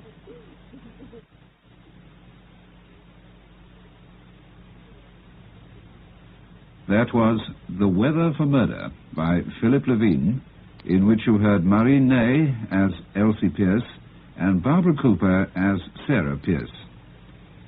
Mr. Rayton was played by Derek Blomfield, Millie by Peggy Butt, Sergeant Foster Julian Summers, Mrs. Clark Vivian Chesterton, Mr. Everett Derek Birch, Mrs. Everett Stella Tanner, Miss Brown Zibba Mays, Coroner John Brining, Mr. Jenkins William Edel, Mr. Potter Louis Stringer, Connie Angela Piper, and the costumier Donald McKillie.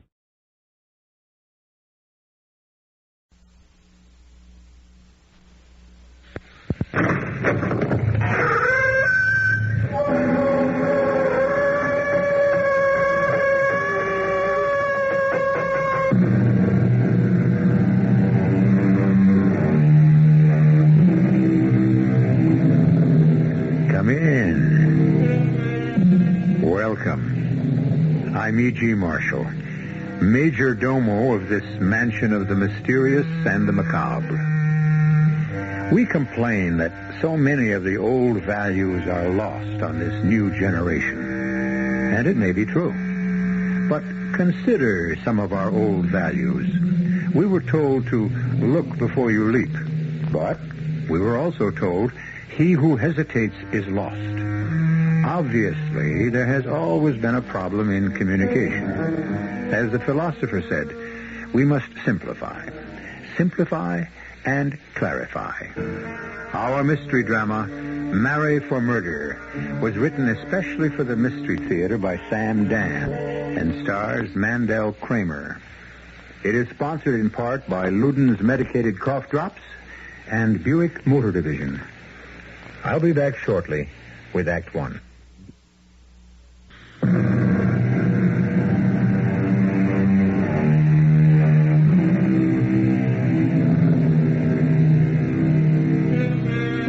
All of us are looking for something, and if we want it badly enough, perhaps we might visit the office of James Kellogg. James is a private detective, and he specializes in finding things for people. On a philosophical level, we might speculate, to whom does Jim go when he has to find something for himself? Well, where does a doctor go when he needs an operation?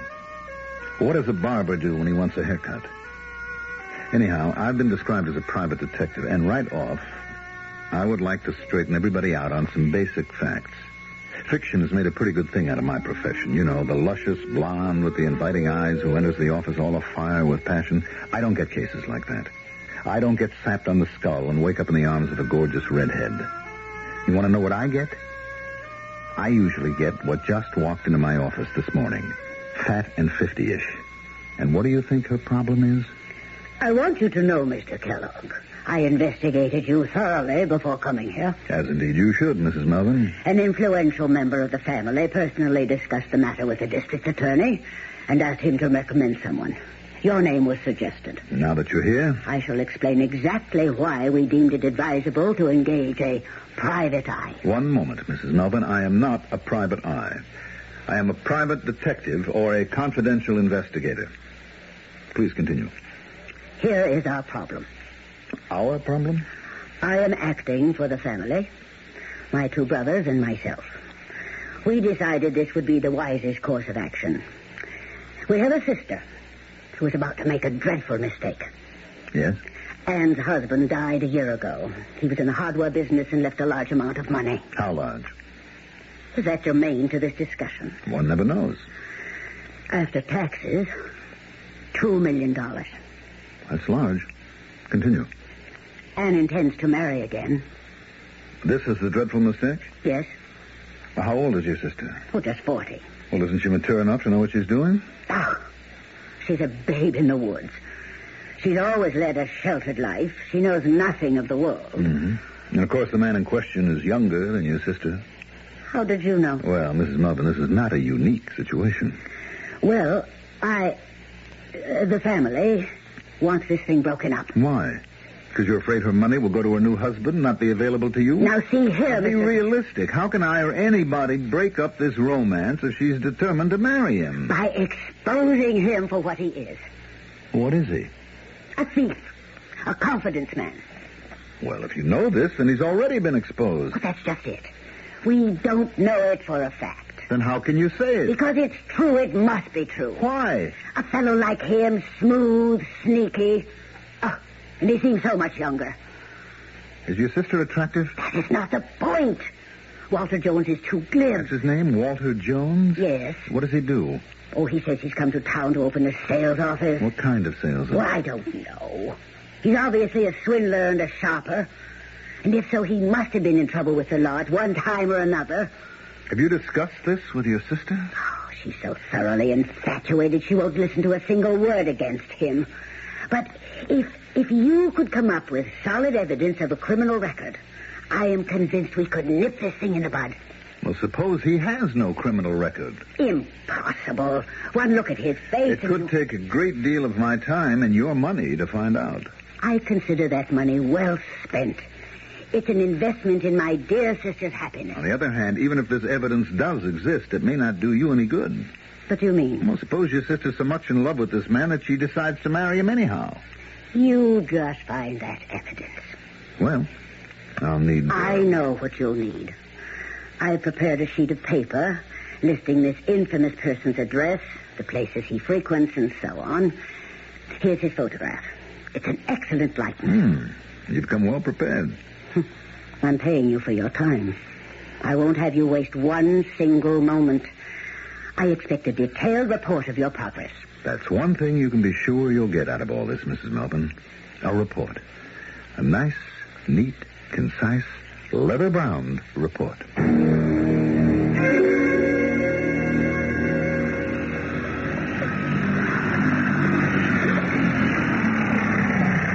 did you cut the motor, Walter Dennis? Oh, it's so lovely out here.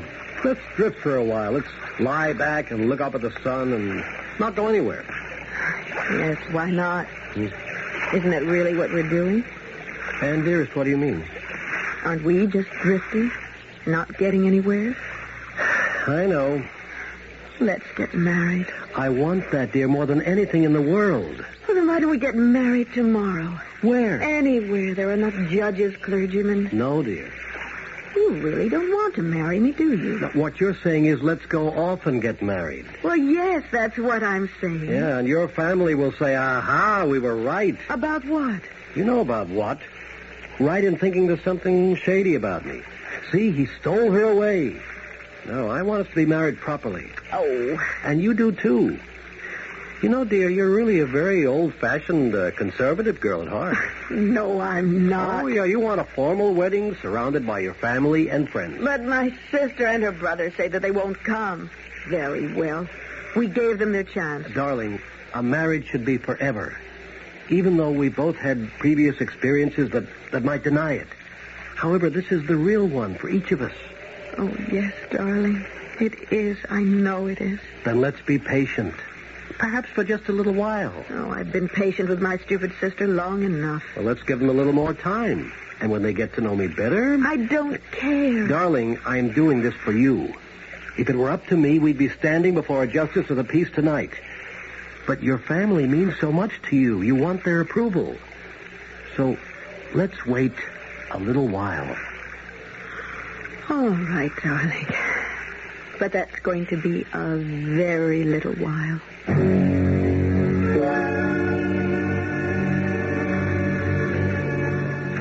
Greetings, Lieutenant.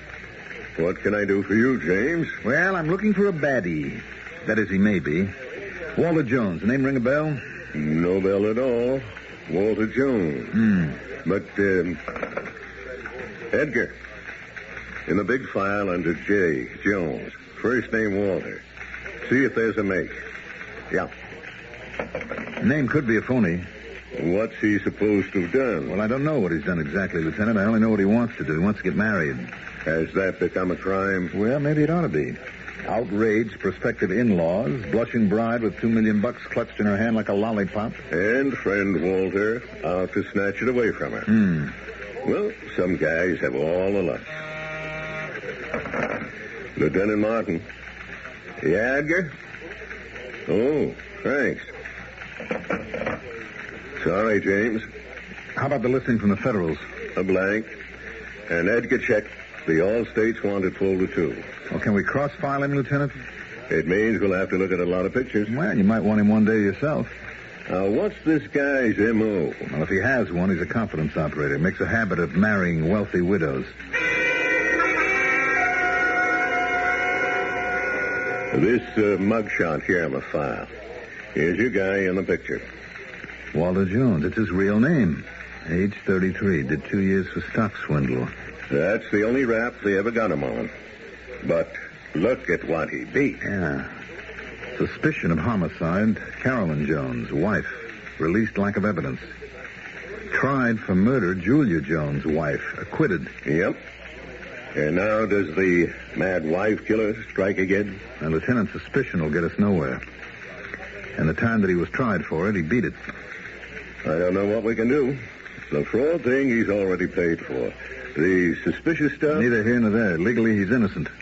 So he cannot be arrested. He can't be stopped. I'm not out for an arrest, Lieutenant. All my client sent me to the store for was information, and I got it. Thanks, Lieutenant. And thank your department for your courtesy and cooperation.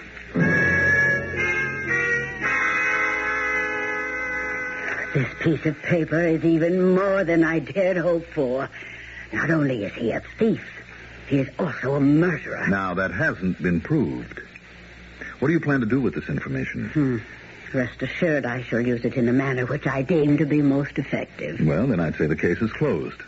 You'll receive a bill for my services. And I'll wager all you did to earn your exorbitant fee was to go down to police headquarters and ask a few simple questions. Well, Mrs. Melvin, it's not just a question of who you know. It's what you know.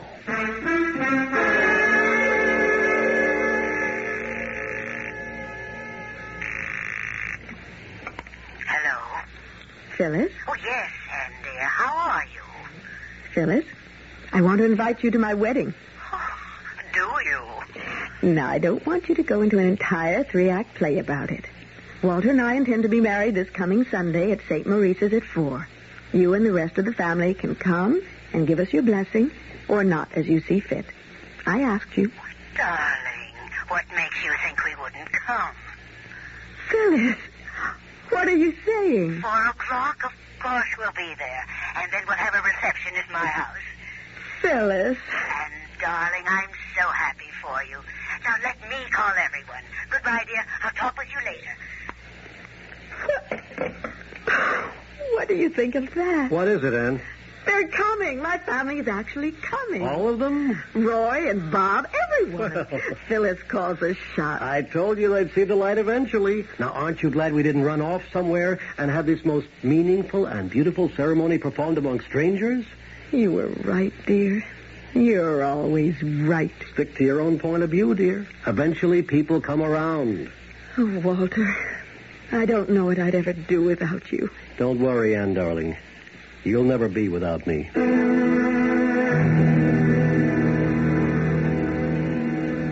Phyllis? Yes, dear? What's keeping him? Oh, he may have been delayed in traffic. He's late. Now, dear, you must calm yourself. Something's happened to him. Nothing has happened to him. You did something to him. Me? Why, what could I possibly do? I don't know. Something. I can tell by the look on your face. Oh, now, I know that look since we were children. You've had that wise, superior, all-knowing look. I don't know what you're talking about. Whenever you were trying to put something over on me. But what could I be putting over on you? You're at the bottom of this. Of what? Of Walter's disappearance. Who says Walter's disappeared? Well, why isn't he here? No, Phyllis, you did something. You swore that you would break this up. But that was before I got to know Walter. This is your doing. It's not going to work, though. Somehow, some way, I am going to find Walter if it takes me the rest of my life. And every dollar that I have in this world.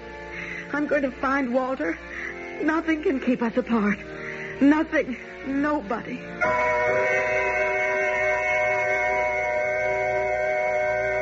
Well, there's a ringing endorsement for you. But what did happen to Walter Jones? You know perfectly well he's not going to show up at the church. But why not? Assuming the information on him in the police files is correct, isn't that his thing? Doesn't he marry rich women? Obviously, we have a lot of ground to cover, and the second act will be with you in just a few moments.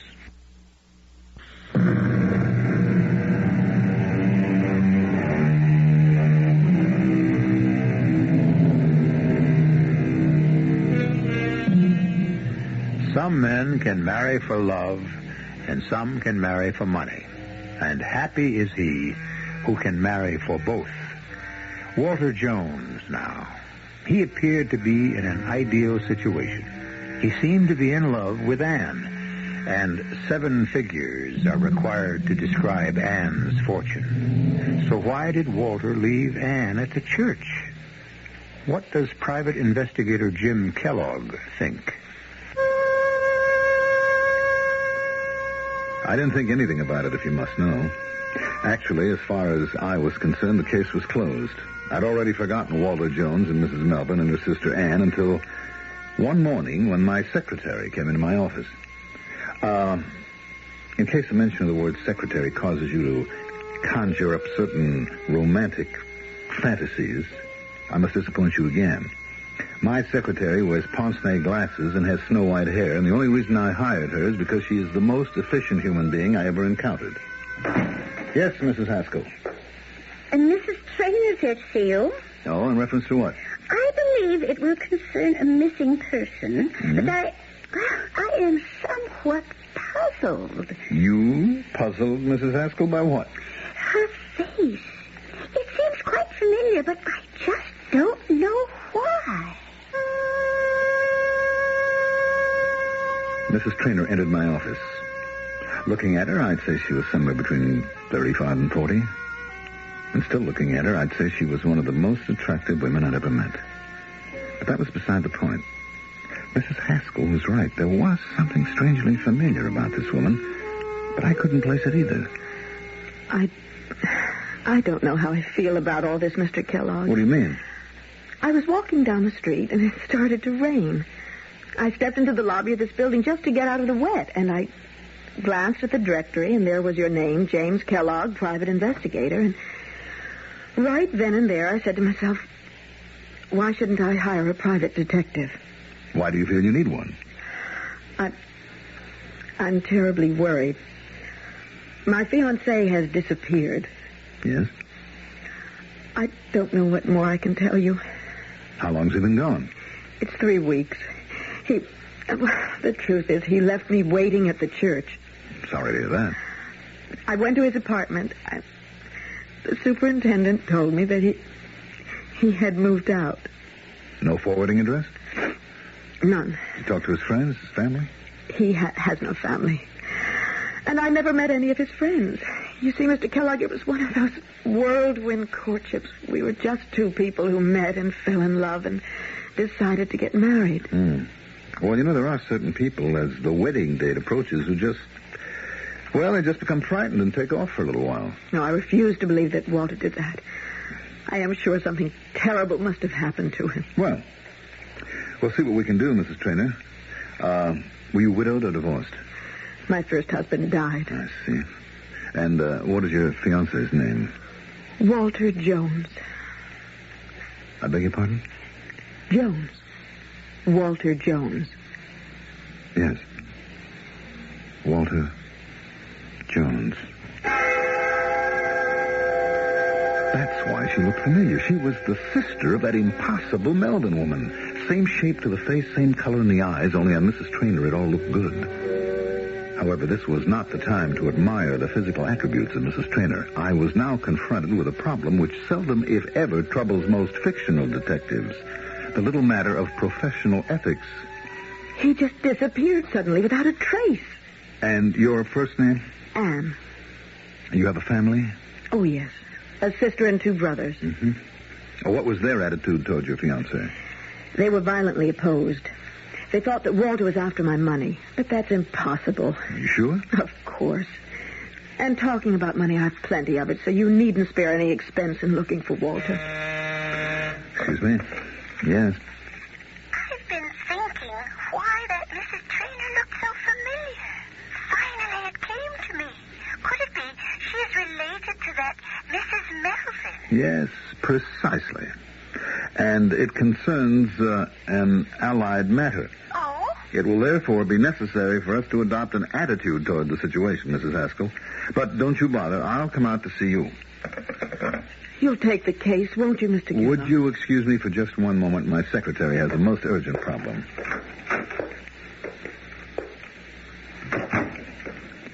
Guess what she wants?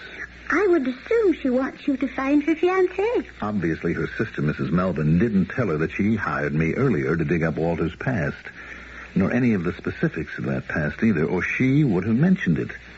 The question is, can I accept Mrs. Trainor as a client? Oh, why not? Well, wouldn't that be the same thing as working both sides of the street? But not at the same time. Mrs. Melvin hired me to break up the marriage. Did she?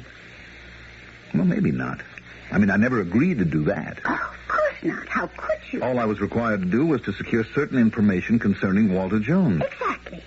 And your client was satisfied. Now, another client, quite by coincidence, also wants information concerning the same Walter Jones.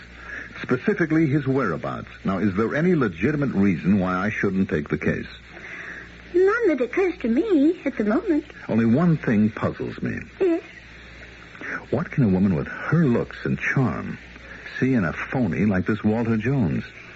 Tell me, Mr. Kellogg, is that a legitimate area of curiosity for a private detective? Well, I'm talking now as a man. Mrs. Traynor, tell me everything you know about Walter Jones. I don't know very much. I only know I love him. Well, shouldn't marriage require a firmer foundation? Such as? Well, I would assume knowing something about each other's habits, tastes, attitudes, so forth. And how much did you know about your wife before you married her? I've never been married. Well, then you hardly qualify as an expert. Still, it would seem that a successful union is based upon mutual interest, knowledge of each other. You keep saying it's important to know all about the person you intend to marry. I say nonsense. Pure, unadulterated nonsense. Love at first sight. That's what it was between Walter Jones and me. Love at first sight. It's the only real way.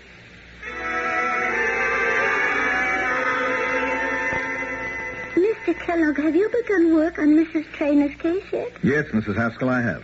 Well, do you suppose you have any operational reports from each type? Seems a shame to turn a man like Walter Jones loose on Mrs. Traynor. That's not our problem, Mr. Kellogg, is it? No. Do you want me to hire some temporary operatives? Mrs. Haskell, do you believe in love at first sight? Oh, I remember 45 years ago, I was standing on a street corner. A young man drove past and splashed mud all over my legs. I didn't think women showed their legs in those days. I had lifted my skirt to step over the puddle. The young man apologized profusely. We looked at each other. Then and there, we knew. We both knew. Does that answer your question? I'll be leaving town for several days, Mrs. Haskell. With whom did you fall in love at first sight? Now, that is a ridiculous question. I didn't have to ask.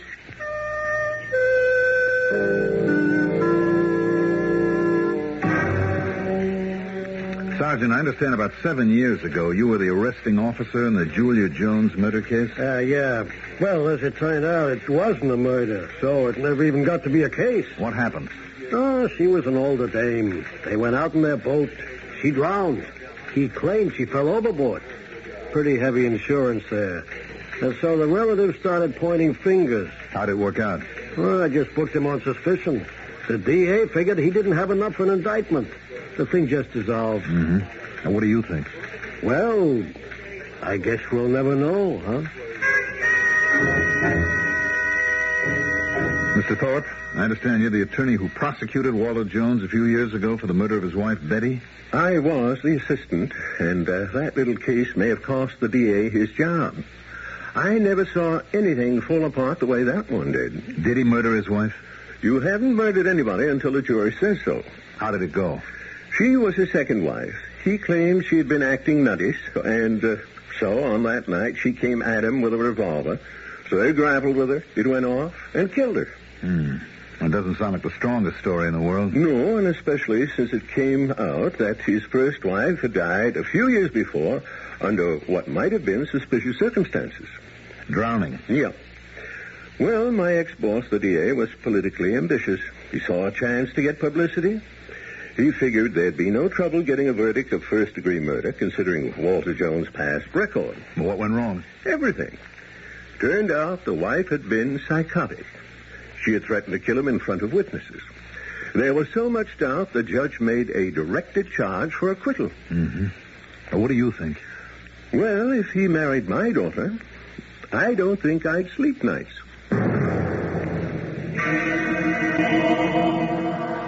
Well, Mr. Kellogg, what have you discovered? I've discovered that we can't take a chance. Oh, on what? No, that should be on whom? On Mr. Walter Jones. How do you saying that? He may or may not be a murderer. He may or may not have murdered his previous wives for their money. Is this what your client is paying you to find out? I was under the impression she wanted you to find him. And if I do, she'll marry him. Oh, it's a free country. But I can't take that chance. I mean, suppose he kills her, too. She's very rich. Well, why not show her the record? Now, that won't stop her. She'll say he's being framed.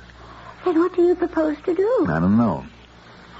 She's a woman who has a terrific sense of loyalty. Then why not drop the case? No, I couldn't do that. Why not? Because she'd just go somewhere else, find somebody else to find Walter Jones. Well, what happened to Walter Jones? No, he'll turn up. What makes you so sure? Anyway, right now, I have a really pressing problem. Oh, what? When it suits his purpose, Jones will show up to marry Ann Traynor. There's only one way I can save her. How? I have to make her forget Walter Jones. Once again, Mr. Kellogg. How? How? Well, there's only one way. By making her fall in love with me.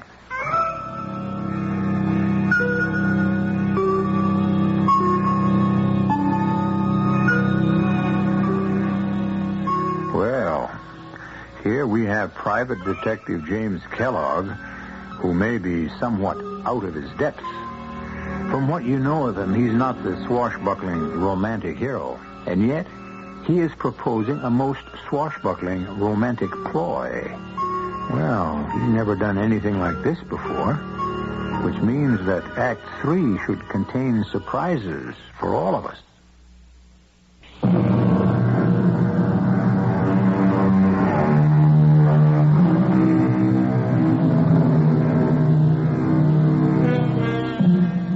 There is always the conflict between desire and duty.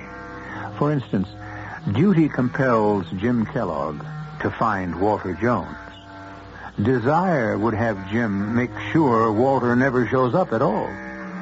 Most people finally decide to yield to desire or heed the call of duty. Jim, on the other hand, has decided to do both, which means he will try to find Walter Jones and not find him at the same time. I'm not really sure I heard what you said, Mr. Kellogg. I said I would make Mrs. Traynor fall in love with me, Mrs. Haskell. Is that an ethical procedure, Mr. Kellogg? How can I permit her to marry Walter Jones? He may be a killer. Why don't you give her the facts and allow her to make her own decision? Being a woman, she'd only be confused. Really, Mr. Kellogg? Oh, I meant nothing deprecatory. I have every respect for a woman's intellectual capacity. Oh, thank you. But a woman in love is a strange creature. That's because love itself is not a rational state. A revelation of the facts would only make her fall more deeply in love with Walter Jones. Why? Because it'd also give her a chance to be a martyr. She could say, you see, the whole world is against him, but I shall stand by him. From a practical point of view, Mr. Kellogg, how do you intend to make Mrs. Traynor fall in love with you? Well, I hadn't thought about that, but... There are several difficulties you would have to overcome. For instance? Well, Walter Jones is quite tall. You are, average. Height isn't everything. Mr. Jones is strikingly handsome. Whereas you... Well, people are like fruit. It's not the outer husk or the shell, it's the kernel, the meat, the true substance inside. Well, from the conversations I have had with Mrs. Traynor, I understand Walter Jones talks beautifully and romantically. Mrs. Haskell, Mrs. Traynor will fall in love with me because it's the right thing for her to do.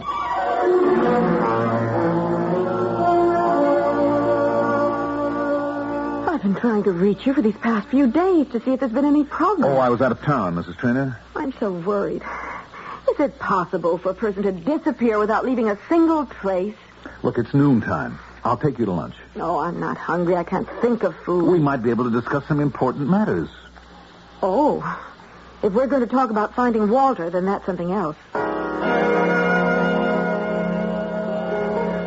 I think that this is the first full meal I've had in weeks.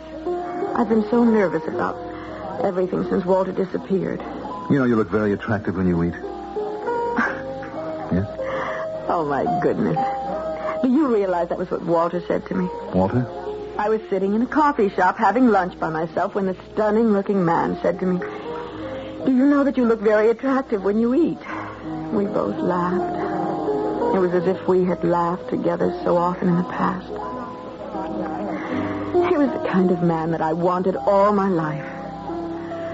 Oh, Mr. Kellogg, you've got to find him for me. You've got to. Promise. I promise.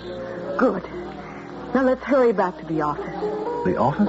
Yes, it's the most important place in my life right now. Why? Because it's the brain center, the place where the strategy to find Walter is being formulated. The phone should be ringing. Undercover men should be coming in and out. Well... I've no patience to do anything else or be anywhere else, and I want to help. Help? Please. Let me. I could answer the phones, take messages, assist Mrs. Haskell. But... Please. Let me be a part of it.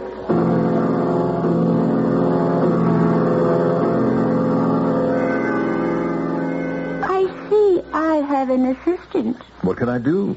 She's the client. How is your campaign coming? Which campaign? The one that's supposed to make her fall in love with you. I don't know. Mr. Kellogg, my husband and I agreed that I would work here because we felt you were an unusually ethical man. Well, I try. Is what you're doing now ethical? What do you mean? You are being paid to find Walter Jones. I'm looking for Walter Jones. I am your private secretary. If you're doing any investigating, it isn't apparent to me. Well, what should I be doing? You should be out looking for Walter Jones. Well, by the same token, I could be in looking for Walter Jones. There is every possibility that he is a murderer. And I can understand your feelings. But you should confess to her. Mrs. Haskell, I'm doing this my own way. And it's the only way that has a chance of success. And what is that way? It's a line of investigation that has to be kept confidential, even from you. I hope you understand. Oh, I understand. It probably has to be kept confidential because it doesn't exist.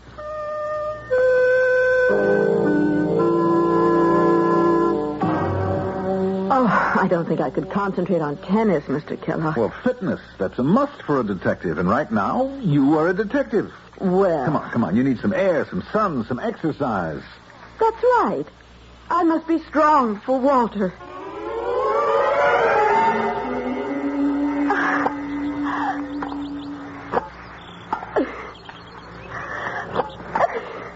That's out. Yes. I guess it was. That's game. Set. Match. You beat me. It was all I could do to even score a single point off Walter. Oh. What a marvelous tennis player. And he had a killer instinct. He did, huh? Even if he was playing with me, he couldn't let up. He had to play all out all the time. Tell me about Walter's killer instinct. You know anything about his past? Oh, I don't care about his past. He was honest with me. He told me he'd been married twice before. Mm-hmm. What else did he tell you? Not important. Well, suppose it should turn out that he hadn't led a very exemplary kind of life. That's a very stuffy way of putting it. That's exactly how my late husband Edgar would have said it. Oh? Mr. Kellogg, if only you could learn how to relax. You and men like Edgar. Why don't you call me Jim? Oh, no. You're the Mr. type. The correct, formal, proper Mr. type.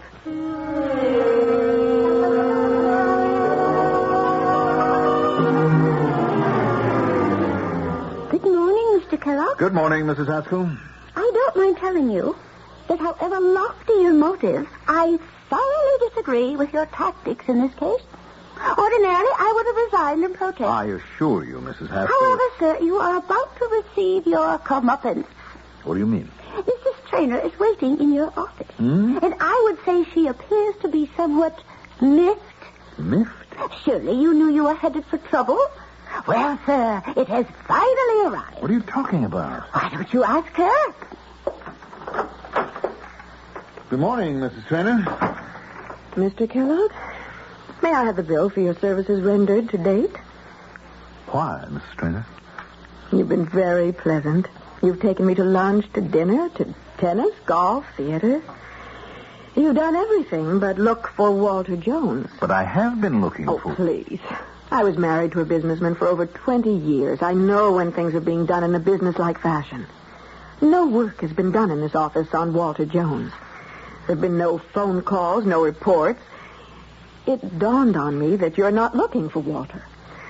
I asked myself why, and then I realized. You're in love with me, Mr. Kellogg. Do you admit it? Yes. Well, it's impossible. Why? Because I love Walter. It's quite possible he murdered 2 wives. It's impossible. I can show you the record. I have seen the record. Walter was completely honest. He told me the police were suspicious, and he agreed that they had cause to be. How did he account for his first wife's drowning? She fell overboard. It was foggy. He couldn't find her. You believe that? The authorities believed it. They refused to prosecute. 1 accidental death I might accept, but 2? He was terribly lonesome. He needed companionship. He married in haste, and... Oh, she was a psychotic. It was obvious. And how will they account for your murder? I think that's despicable. All right, Mrs. Traynor, I am in love with you. See what I mean? You're in love with me, and you call me Mrs. Traynor. You weren't trying to find Walter Jones. But I was. Excuse me. Yes? Mr. Kellogg, I want to apologize. You were looking for Walter Jones after all. Billy Smith just called and said he's living at 19 Gladstone Oval. His phone number is 555-8308. Thank you, Mrs. Haskell. I want to settle up our account. Send me a bill. I shall hire another detective who will really look for Walter. That won't be necessary. I just found him for you. What are you saying? Do you want to know how? Your sister hired me to dig up his past, and I found his past record. I gave it to her. She obviously decided to confront him, scare him away. She probably paid him off. It doesn't make sense. If she has this record, why should she pay him off? The scenario. She shows him the record. He says Anne won't care. She says, can you take that chance? Settle for a little, Walter. Take a few bucks and beat it. So he takes it. But he's going to keep coming back and taking more and more. And when he's drained it dry, then he'll show up and claim you and the main fortune. This is a most despicable lie. How do you think I found Walter Jones? I had a man watching your sister's house. Walter's been calling on her. I refuse to believe it. You don't want to believe it. Where is his phone number? Here on this pad. Finally. Finally. And listen to me. He doesn't love you. He's alive. He's safe.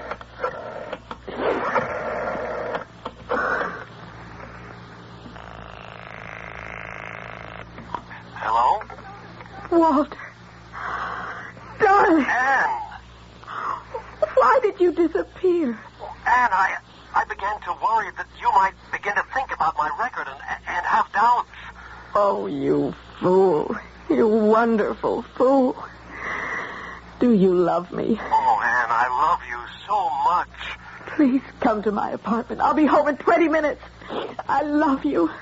I am so grateful to you, Mr. Kellogg. Send me the bill. He doesn't love you. He does. I can prove it. How could you prove such a thing? It's impossible. You don't want me to prove it. It can't be done. Walter and I are completely in love. All right, you're afraid, and I don't blame you. What would I be afraid of? Afraid to put his love to the test. What test? I say that all he wants is your money, and I propose a test that can prove it. But you're afraid. Now, I am sick and tired of the cynicism showed by you and my sister and my brothers. And everybody wants to brand Walter Jones for life. I'd like to wipe that self-righteous smirk right off your face. You know, if you have a legitimate way to put his love to the test, I'll give you the chance to go wrong.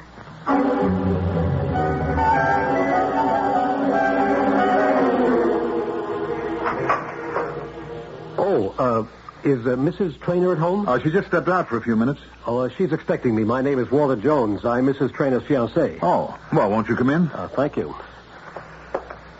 Are you a friend of Anne's? I'm afraid she wouldn't think so. Actually, I've been appointed a receiver by the court. What did you say? Well, since you're Mrs. Traynor's fiancé, surely you should know what's going on. Say, what is going on? Who are those men? What are they doing? Easy, boys, easy, will you? For heaven's sake, don't chip that table. Well, it should be obvious, Mr. Jones.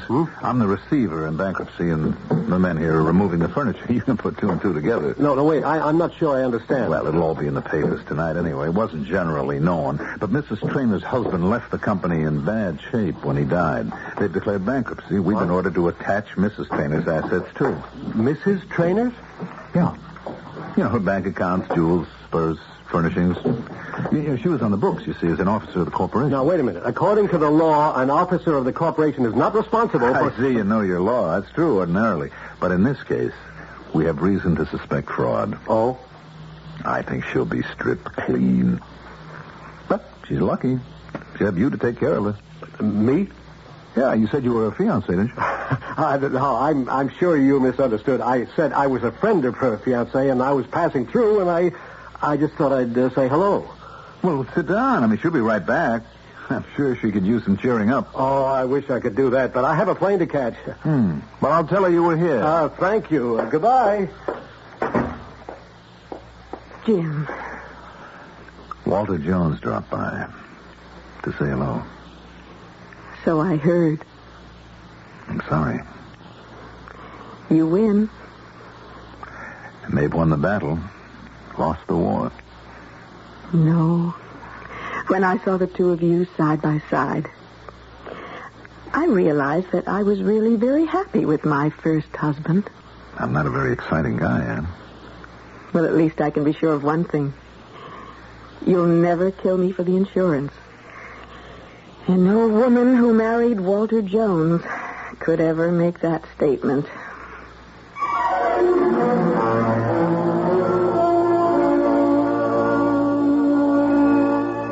Proving that we should all be grateful for small favors. Walter Jones is presumably still at large, happily married or happily bereaved. And yet, why are we coming down so hard on the man? All of it is circumstantial. He could be as innocent as a newborn babe. But don't bet on it. Don't bet on anything, except perhaps on my coming back in just a few moments.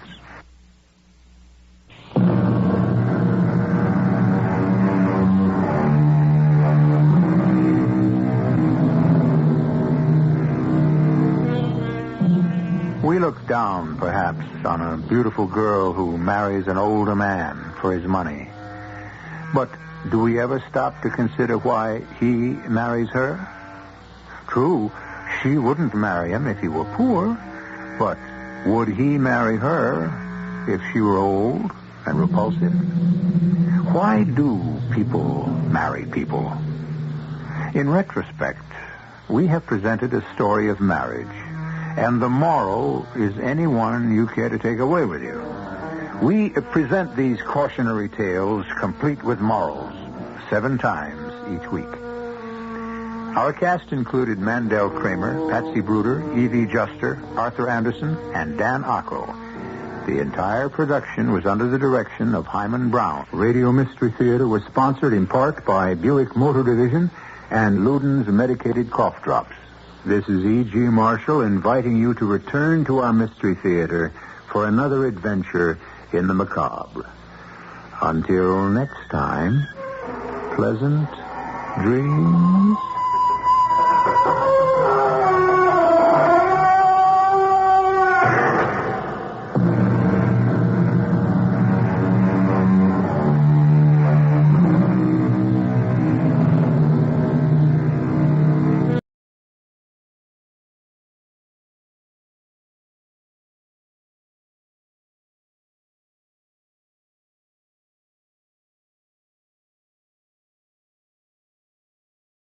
Perry Mason, brought to you by Tide. T-I-D-E. Tide. Procter & Gamble's new Wash Day Miracle.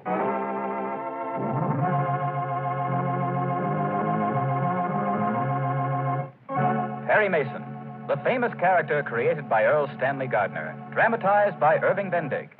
Perry Mason, defender of human rights, champion of all those who seek justice.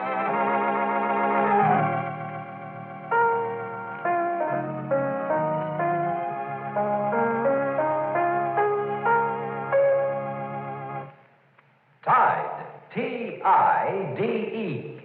Tide is Procter & Gamble's new Wash Day Miracle. Tide is dirt. Our Tide gets clothes cleaner than any soap. Hold on now, Franny. There are some pretty wonderful new soaps. I know it. And some absolutely sensational new sudsing products. I know that too, Bob. But I also know that Tide gets clothes cleaner than all of them. Yes, and I know it too, Franny. Tide gets clothes cleaner than any soap, any other suds, any other washing product known.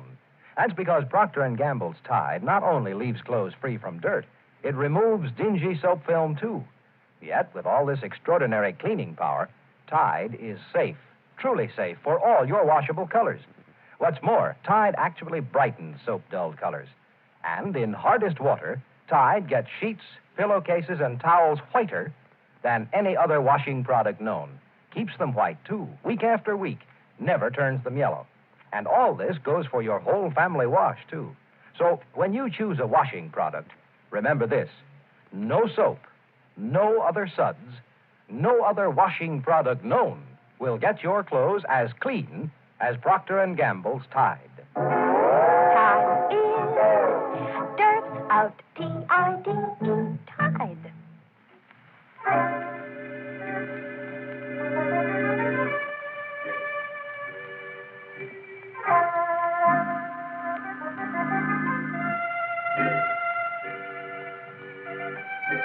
Stop a moment.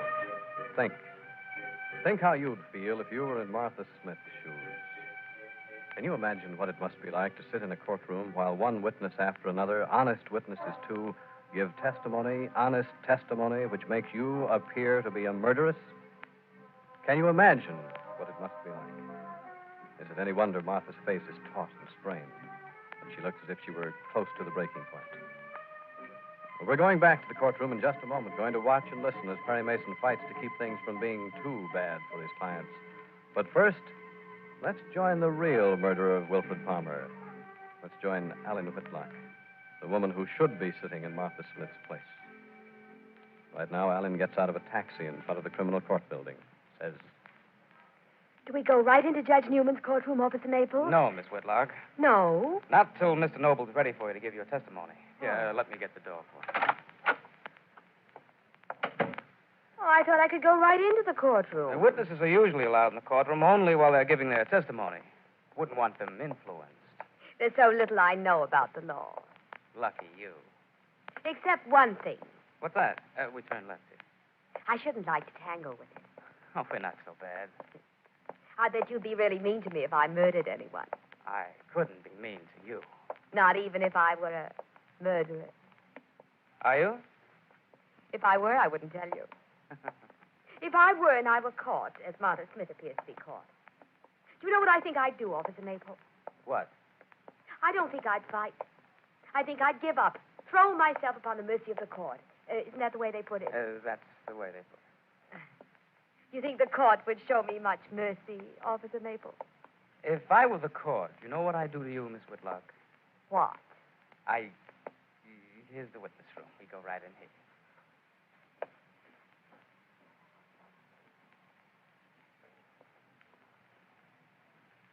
Now, why did Alan Whitlock say such a thing? What can be in her mind? Could she have for one fleeting moment the fear that when she faces Perry Mason, he'll learn her guilty secret? Or was this just another thrill? Meanwhile, inside the courtroom itself, at the defense table, we hear... Here's the water, Chief. Thank you, darling. May I have it, Mr. Mason? Hmm? May I give it to Martha? Oh, yes, of course, Donald. Here, darling. Donald? No, darling. Donald, what I've done to you. Drink your water, darling. What I've done to you. Try to pull yourself together. Do you know what the prosecutor's going to try to do now? Now, please drink this water. No, Mr. Mason told me he's going to try to prove that you helped me plan Wilfred's murder. He's already tried. Mr. Mason didn't let him get very far, though. Now, take a sip of this water. No. Thank you. Love me? Oh, so much, Donald. That's why I do. Shh, darling. Darling. The day's almost over. Tomorrow won't be any better. You mustn't believe that. You must know tomorrow will be better. No. And it will. Tomorrow will be just as good for us as today's been bad.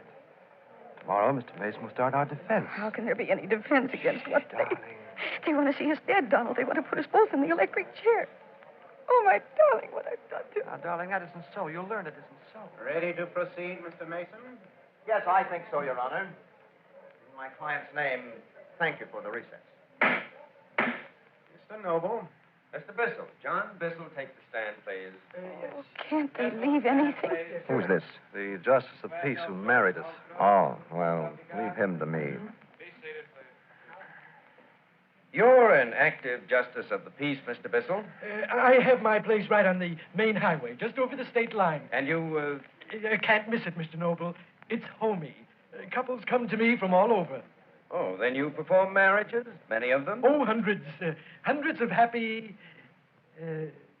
happy. Now, Mr. Bissell, have you ever performed a marriage ceremony for anyone in this room? Yes, indeed. Those two. When did you marry them, Mr. Bissell? Why, that's a matter of record, Mr. Noble. But when? The night of the murder. You mean the murder of Wilfred Palmer? Yes. Remember the time? Why, that's a matter of record, too. I think it was just after midnight. Ah. So you married Martha and Donald Smith about 5 hours after they... That is, after Palmer was murdered. I did. How long would it take to drive from the city to your place? 3.5 hours if they're in a hurry. Average about 4 and a good road all the way. I see. Now, you remember this couple distinctly? Oh, yes, yes. Any particular reason? Well, they were so very nervous. That's all, Mr. Bissell. Your witness, Mr. Mason. Thank you. Now, Mr. Bissell, you say you've performed hundreds of marriages? Every year, sir. Literally hundreds of marriages, yes. So you've had a chance to observe many couples about to be married. Thousands. And you said Martha and Donald Smith were nervous. Very nervous. Mr. Bissell, let me ask you. How do marrying couples usually act? Nervous. And this couple was nervous? Yes, but... That's all. One moment, Mr. Bissell. Yes. Did this couple act the way most couples about to get married act? Come now, there's no need to be frightened. Yes, that's it. They acted frightened. Thank you. Mr. Bissell. Yes? You now say Martha and Donald Smith acted frightened. Yes, well, I remember saying to Mrs. Bissell, she was a witness, I'll just bet there's something wrong with those two. Oh. Well, that's different then. You noticed there was something wrong with them. I sure did. You can't pull the wool over my eyes. I had an idea that they were criminals or something. Your Honor, I object. Be quiet, Mr. Noble. He's your witness. But you're... You started this. But sit down. Go on, Mr. Mason. So, Mr. Bissell, you thought there was something wrong with this couple. I said so. And why didn't you report them to the police? Hmm? I'm familiar with the laws of your state, as I'm sure you are. Yes. Then you must know the penalty for performing a wedding ceremony when you're suspicious of the couple. But I didn't know. You're excused, Mr. Bissell. I'd like to explain. You're excused. Get off the stand. Your Honor, I'd like to... If you don't mind, Mr. Noble, I'd like to say something at this point. Now, come here, Mr. Mason. I'd like you to hear it, too. Yes, sir. This court has always felt that the primary purpose of a trial is for the presentation of evidence. There are statutes based on good common sense governing the presentation of that evidence. Now, you gentlemen know the rules as well as I. And Mr. Noble. Your Honor, Mr. Noble, in your eagerness to win this case, you are straining at those rules. I will not warn you again. As for you, Mr. Mason, when it's your turn to present evidence, please remember what I have said applies to you as well. This court will do its best to be just and fair. We'll also conduct this trial in an orderly fashion. Now, you may proceed. As it's getting late in the afternoon, if you'd like to adjourn until tomorrow, Mr. Noble. The state is near the end of its presentation, Your Honor. I believe we can finish it this afternoon. All right, then. Call your next witness. I'd like Lieutenant Tragg back on the stand again, but it will take a moment to get him in. All right, get him. You recess for 5 minutes. Perry. Yes? I just phoned Paul at the clinic. And? He has a dozen men out checking good leads. Fine. You don't want to save trouble and expense by getting the woman's name out of Martha, do you? If I try again, it'll just make her more stubborn. I'm going to do my best to make her come to me. I think I'll make everyone come to me. What does that mean? Oh, Noble's getting ready to wheel up his mystery witness. Oh. Right after Tragg. He said he'd finish this afternoon. So?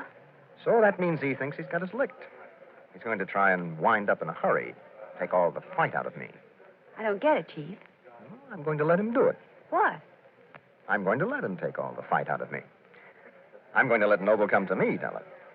Give him enough rope to trip himself. Give him enough rope to pull that name out of Martha in spite of herself. Oh, you hope. About Martha, yes. About Noble, I know. I'm going to let him build his case so high he'll splatter when it falls. Watch.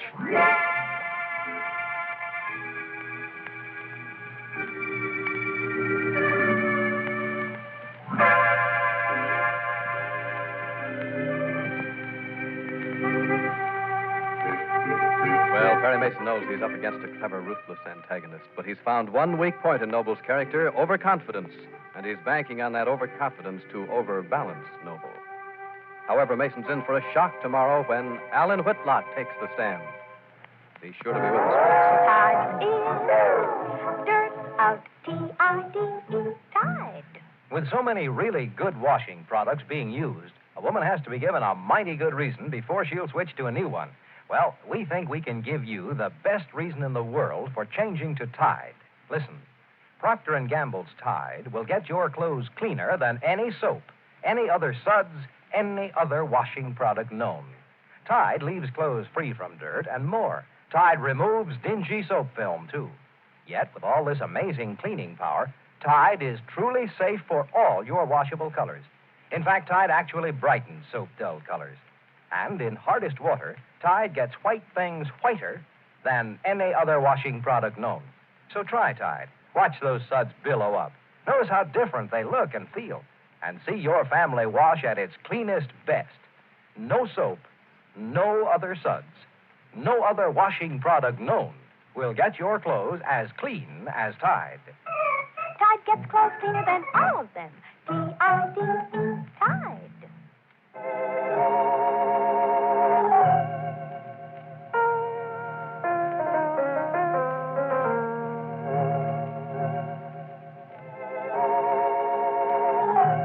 Perry Mason, the famous character created by Earl Stanley Gardner, is brought to you by Tide, Procter & Gamble's amazing new discovery for your whole family wash. Try Tide yourself, and you too will agree you've never used anything like it.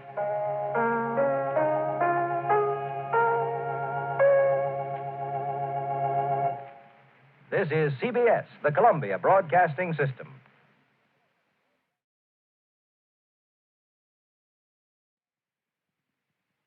Perry Mason, brought to you by Tide, T-I-D-E, Tide, Procter & Gamble's new Wash Day Miracle.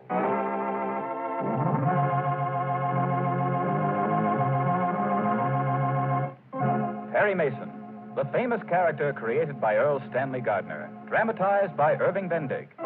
Perry Mason, defender of human rights, champion of all those who seek justice.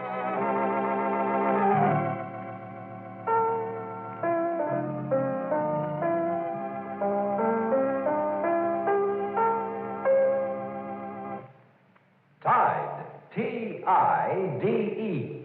Tide is Procter & Gamble's new Wash Day Miracle. Tide in, dirt out, Tide gets clothes cleaner than any soap. Hold on now, Franny. There are some pretty wonderful new soaps. I know it. And some absolutely sensational new sudsing products. I know that, too, Bob. But I also know that Tide gets clothes cleaner than all of them. Yes, and I know it, too, Franny. Tide gets clothes cleaner than any soap, any other suds, any other washing product known.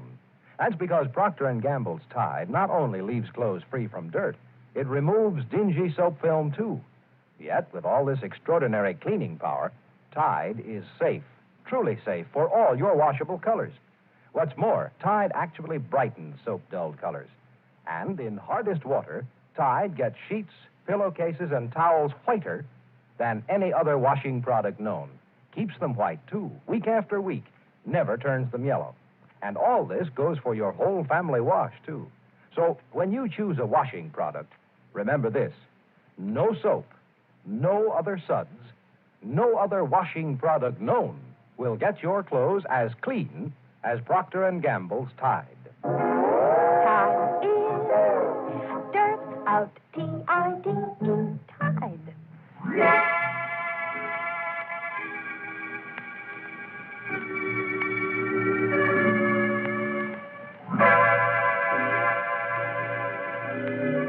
We're back in Judge Newman's courtroom. Outside, the early winter twilight is setting. At the defense table, a man and a woman sit close, their heads together. Martha and Donald Smith, accused of the murder of Wilfred Palmer. Paying no attention to the spectators who watch them so hungrily, Donald puts his arm around his wife, whispers, "Darling, Oh, Donald. don't act so trapped. That's how I feel, darling. Don't. I feel so strangely. I can hardly breathe. But you must. I can't stand much more of this. Those eyes boring into my back, those voices, those awful Martha. people. Court's almost over for today. You'll be fine after another night's sleep. I'll never sleep again. I never want to sleep again. Or if I do, I hope I never wake up. Oh, no, I don't mean that. I know. I want to wake. I want to live. I want to be with you. You will be, darling. Just leave it to Mr. Mason. I will, but... And after this is all over, we'll have our honeymoon. A real honeymoon. You think so, Donald? Do you really think so? Of course I do. Now, give me a kiss. Here? Right here. In front of Judge Newman, Prosecutor Noble, and everybody.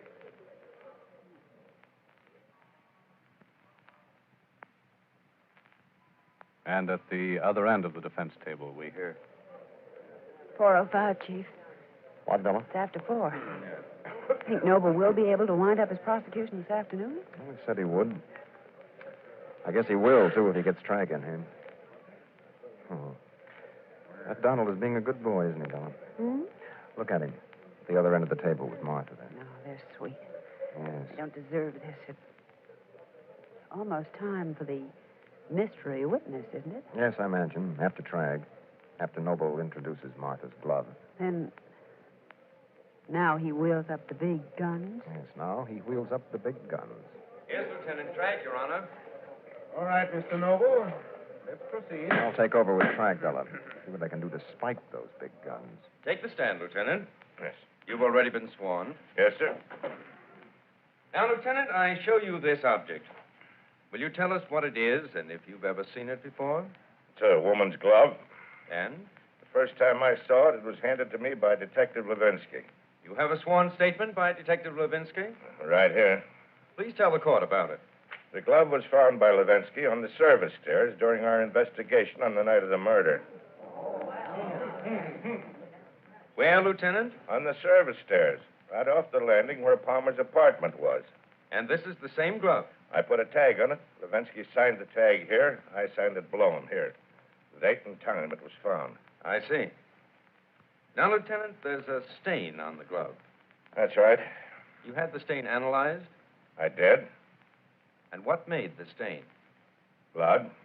Human blood. Oh, but I explained that. I explained that I cut my finger. Miss, sit down. Sit down. Oh, don't you see it there? Oh. Go on, Mr. Noble. You have a statement from a laboratory chemist, Lieutenant Trag? I mean, to the effect that the stain is human blood? I do.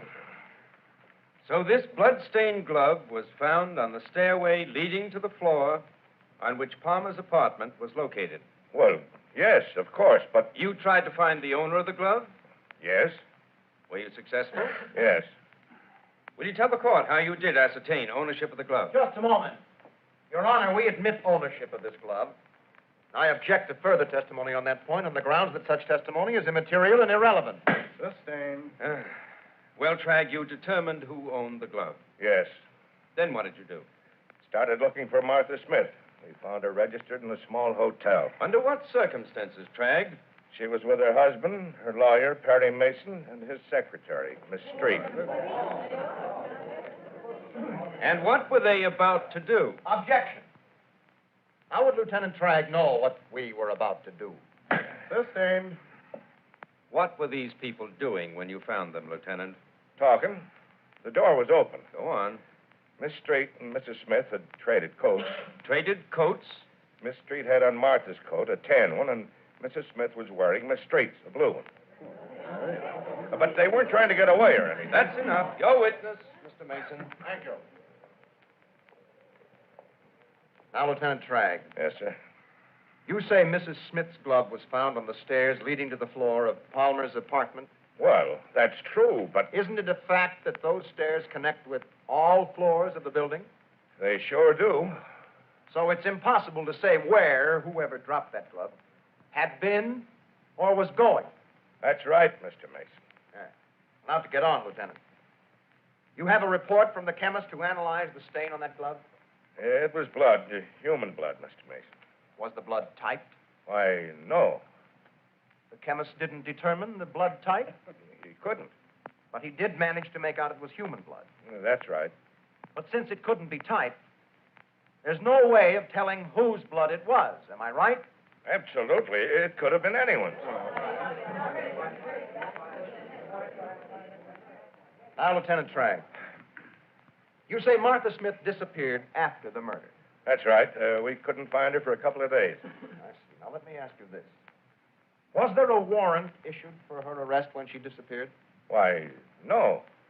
Did the newspapers know you were looking for Martha Smith and publish that fact? They did not. Then, as a matter of fact, there was no way in which Martha Smith could have learned the authorities were looking for her. No. Further, as far as you know, her disappearance might well have been natural and legal. Yes. And when you found her, with her husband, Miss Street, and myself, did she make any attempt to escape? She'd traded coats. Ah, yes. She had traded coats. And you thought that significant? I did. Especially since Mrs. Smith's coat was tan. Well, we got reports there was a woman in a tan coat outside Palmer's apartment. The important tan coat? Yes. The one you searched for so thoroughly in Palmer's building? You did search for the tan coat, didn't you? Well, no. So, you found this girl who had no way of knowing you were searching for her. You found her in the company of her husband and her lawyer, and because she was not wearing a tan coat, you arrested her? Look here, Mason. I had the glove, and that coat... Oh, then you'd have arrested her anyway, with or without the tan coat. Well, sure. Then the tan coat can't be so important. But it is. I mean, just because she wasn't wearing it, I wish I'd never heard of a tan coat. I can see why. That's all, Lieutenant Tragg. Next witness, please. Well, that's that baggage. Now we get down to it. Miss Helen Whitlock, take the stand, please. Alan Whitlock. Yes, I heard. What interest could Alan Whitlock have in a case like this? I don't know. But I'm going to find out. Now, where do you live, Miss Whitlock?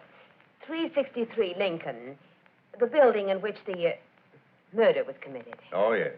Yes, I think you were in the deceased's apartment when the police arrived. I was. I was startled by a scream.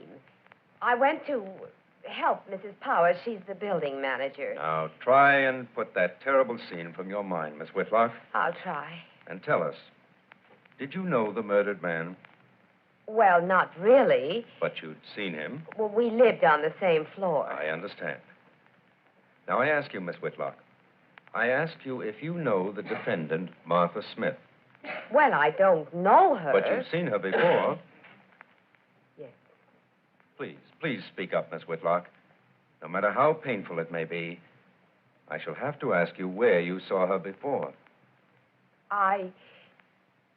Well, the last time in a police lineup.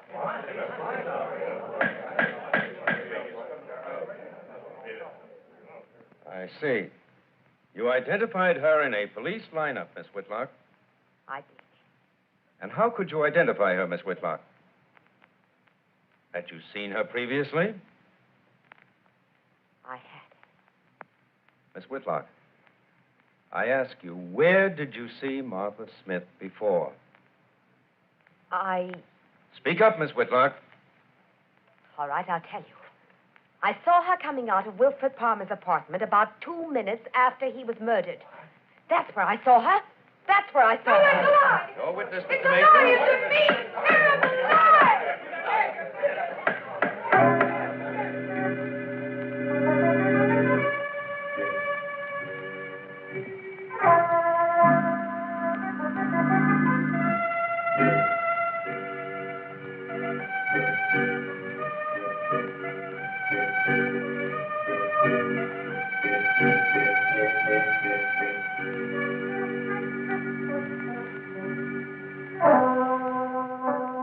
Well, there it is. A flat identification that puts Martha right on the scene immediately after the murder was committed. But, Perry Mason, if you go after Alan Pitlock too hard, if you begin to shake her story, you yourself, Perry, are going to be in jeopardy, as we shall learn. Join us Monday, friends, won't you?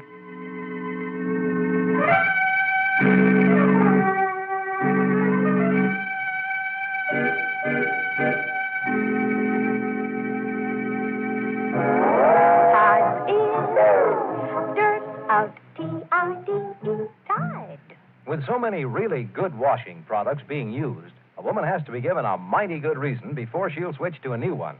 Well, we think we can give you the best reason in the world for changing to Tide.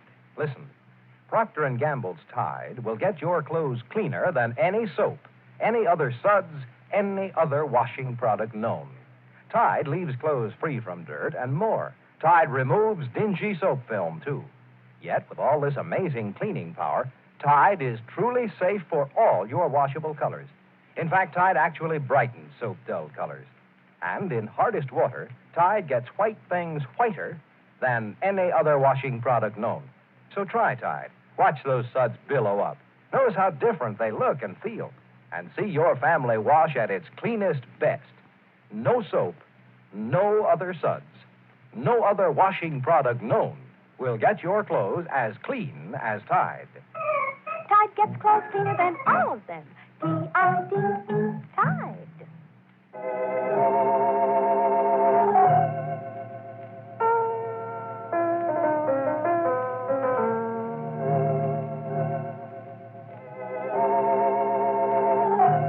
Perry Mason, the famous character created by Earl Stanley Gardner, is brought to you by Tide, Procter & Gamble's amazing new discovery for your whole family wash. Try Tide yourself, and you too will agree you've never used anything like it.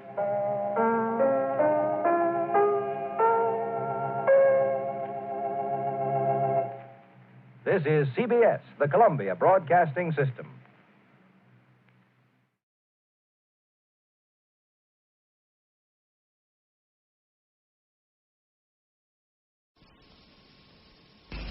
For the Sunday play, we offer Hugh David as Richard Dukes and Einan Evans as Inspector Probert in Murder on the Agenda by Einan Evans.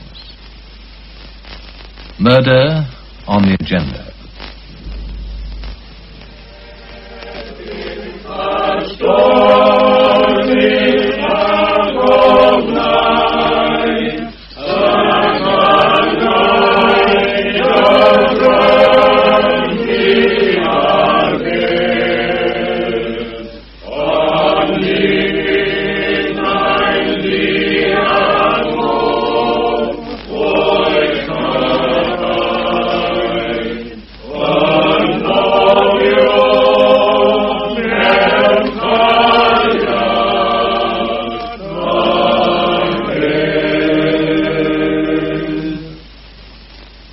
Now may the grace of our Lord Jesus Christ, the love of God, and the fellowship of the Holy Ghost dwell richly in our hearts and be with those who mourn this day, now and forevermore.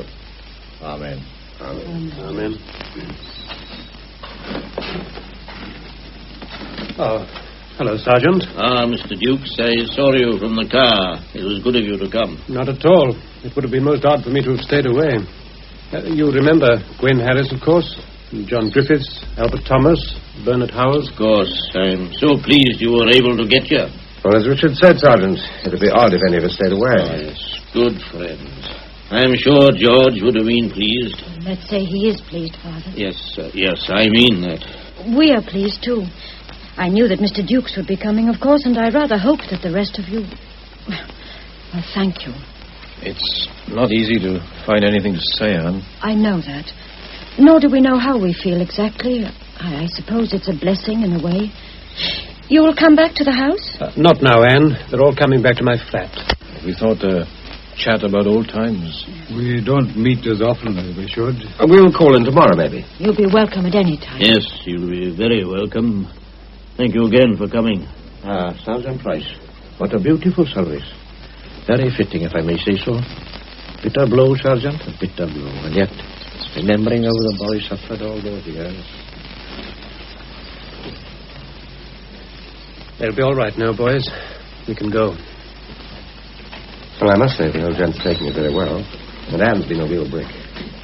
It must be a relief to both of them. And yet, at a time like this...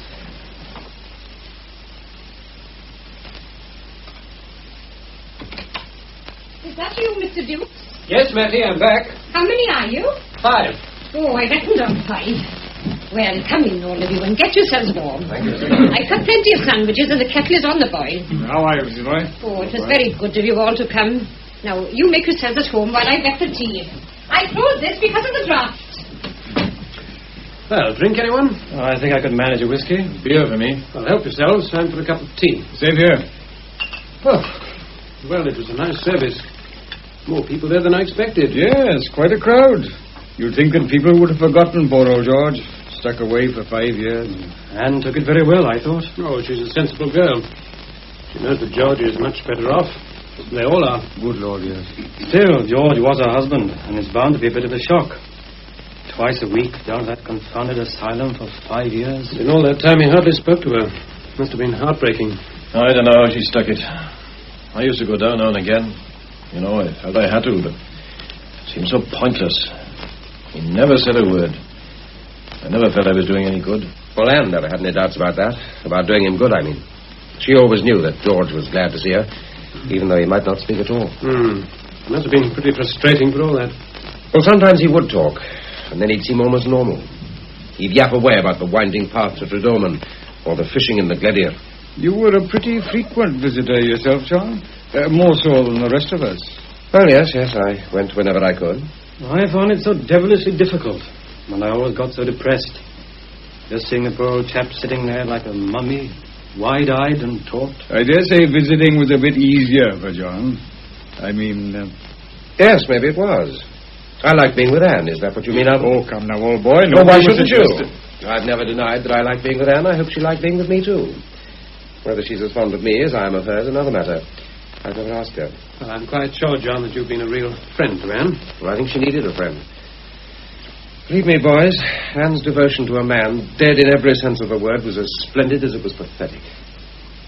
Now, well, I hope to make up to Anne for some of the years she's lost. If she'll have me, I'll marry her. Perhaps this is hardly the time to talk about it, but you might as well know where I stand. Well, yes, as you say, John, this may not be the time to talk about such things, but nobody here is surprised at what you say. And I hope things will work out for you.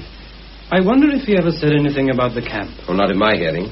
I don't suppose he remembered anything at all about it. Oh, on the contrary, I doubt if he ever forgot it. I don't pretend to know much about these mental cases, but most of them seem happy enough. But with George, no. Unsmiling, silent, haunted. I have a horrible conviction that he lived down in that camp, that he never got away from it. Not a very pleasant thought. Well, we never understand these things, and maybe we are often influenced by what we think ourselves. But whenever I visited George, the whole thing had come back to me. The careful plans, the last-minute check-up, crawl through the tunnel, and the reception party waiting for us. And Bill Brockington's face as the Jerry's masked us back in. And George's screams as they tortured him. God. Here we are, then. I'm sure you can all do with it. Was it a nice funeral? There were quite a number of people there, Mattie. How did Anne and Mother take it? Very sensibly. Well, they've been faithful enough, and nobody can say different. Not that it isn't a blessed relief to both of them, and to poor George. Yes, indeed. You might say that the poor chap has taken 5 years to die. Yes, Mrs. Morris, and that's about the truth of it. Well, come on, help yourselves, boys. Come on, pitch in. You must be feeling it a bit too, all 5 of you. Well, we're all glad to know that George is out of his misery, Mattie. Oh, so am I. For all that, there's something so final about a funeral, and one can't help feeling sorry for old Maddock and for Anne. You've done your share of comforting, Mattie. Oh, no, I've just given a hand with the food and things, that's all.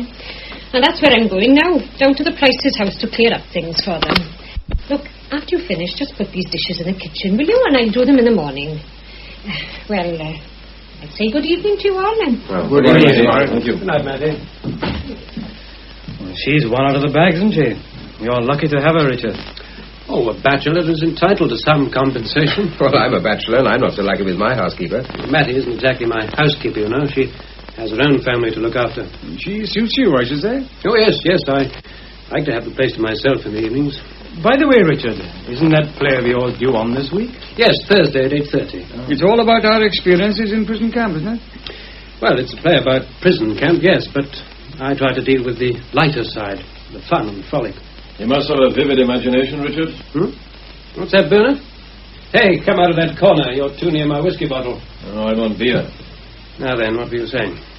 I said you must have a vivid imagination. I don't remember any fun and frolic. Well, there was the football team, Bernie, old boy. And the cricket. Yeah, not forgetting the thespians. I'll never forget the night Richard split his pants. What about John in Pygmalion? Oh, you, Albert, playing the tarty piece in... what was the name of the play? I remember. But yeah, when do we cut the cackle, boys, and start talking? And there are things to be discussed, aren't there?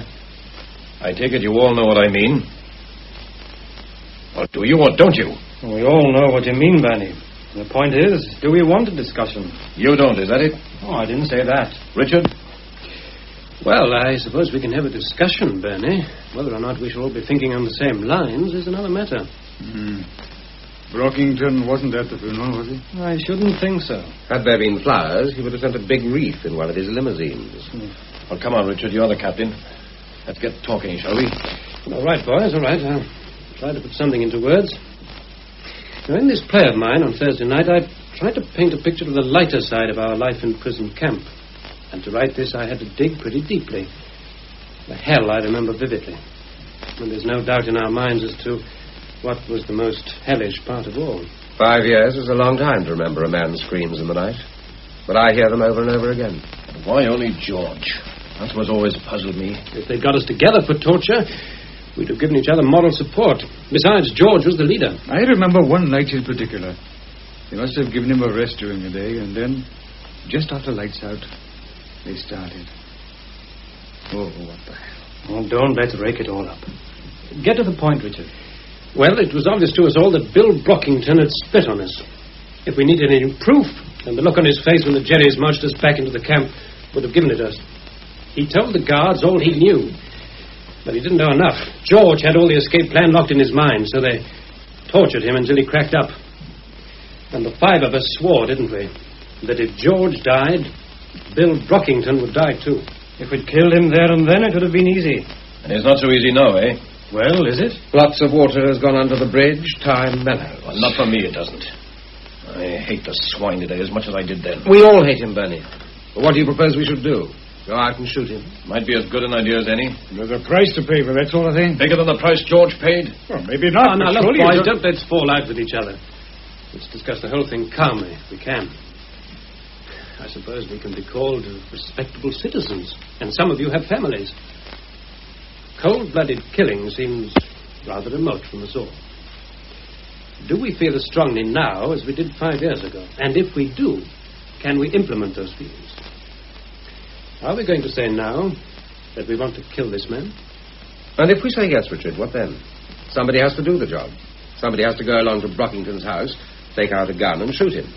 Or a knife and stab him. Those are the cold facts. And if we say no, Richard, what then?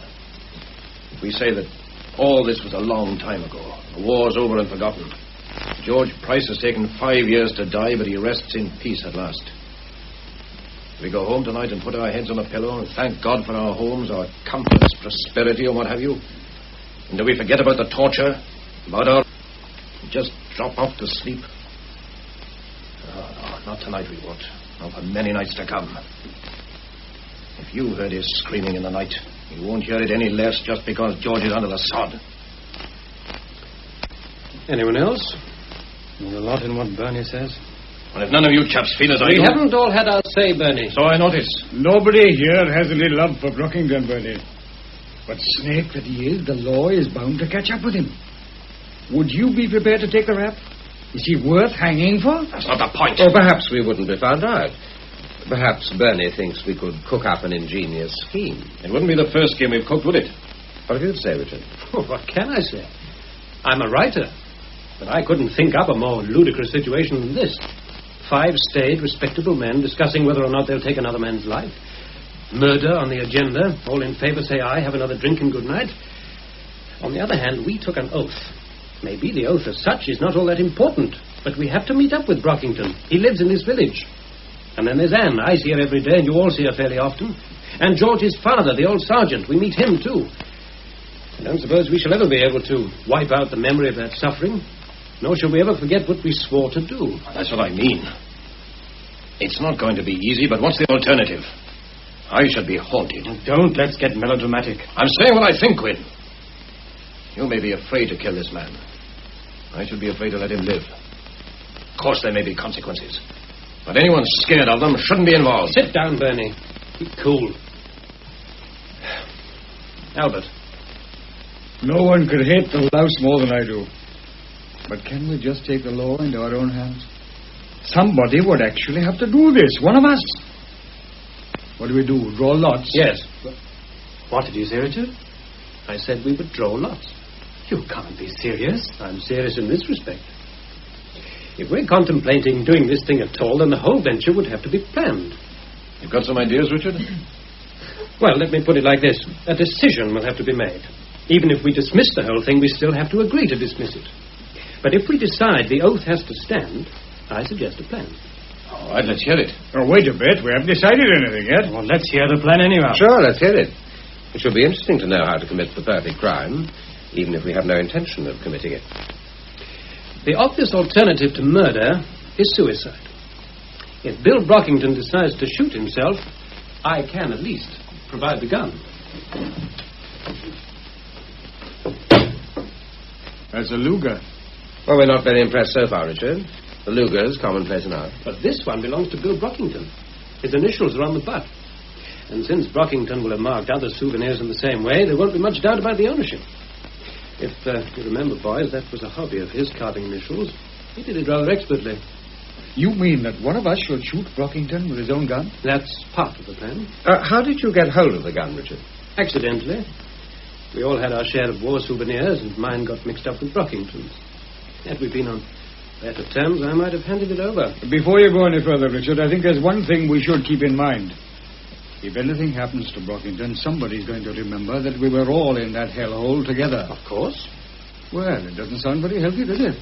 Not unless we can arrange a perfect alibi. Or whoever does the killing? No. For the lot of us. This drawing lots, is it part of the plan, Richard, that none of us shall know who did the shooting? That's it. Go on from there, Richard. We put 5 papers in a hat with a cross on one of them. Well, that's straightforward enough. Then this alibi. On Thursday night, my play goes out on television. Well, what more natural than that we should all meet here to see it? A most suitable occasion for a reunion. The play starts at 8:30, and you'd all leave your homes, allowing enough time to get here by 8:15. I would spend the early part of the evening in the Red Lion and be there at about 8:10. Well, that's clear enough. But nobody arrives here at the appointed time, not even me. What we each do will be our own affair, as long as we keep out of sight. Now, we all get here at 9 o'clock, or thereabouts, by which time the man with the cross will have shot Brockington and placed the gun in his hand. I see. Then we'd all swear that we arrived here at 8:15. And nobody would know whom we were protecting. Not even us. Well, find the snags thus far, boys. There are none. No, not so fast, Bernie. Why do you have to be out of the house, Richard, when you're the host? 2 reasons. I have to let people know that I'm expecting you, and I may be the one to draw the cross. Oh, yes, of course. Next? How can we be sure where to find Brockington? Well, the chances are 100 to 1 that he'll be watching this play, too. There is the obvious snag, of course. We could be questioned about the play. I have some spare copies. You have 3 days to study the first 30 minutes of the script. Then some policeman will ask us about a technical hitch. We'll try to talk round it, and then he'll tell us there wasn't one. Oh, I think I can knock out with that side of it. If there is a hitch, then I'll know about it. It's a good idea, boys. Simple but ingenious. We can all be depended upon to protect the man with a gun, and we won't know who it is we are protecting. We arrive half an hour late and swear we came on time. But don't you think, Richard, that an alibi for 5 people is more of a pill than an alibi for 1? Well, if we know who does the job, a clever detective might trap us into giving him away. But if we don't know... There must be some snags. Well, maybe there are, but we have time to look for them. Mind you, I'm not saying that we should do this thing. All I say is, if we decide to go ahead, then we must look after ourselves. Now then, what about this?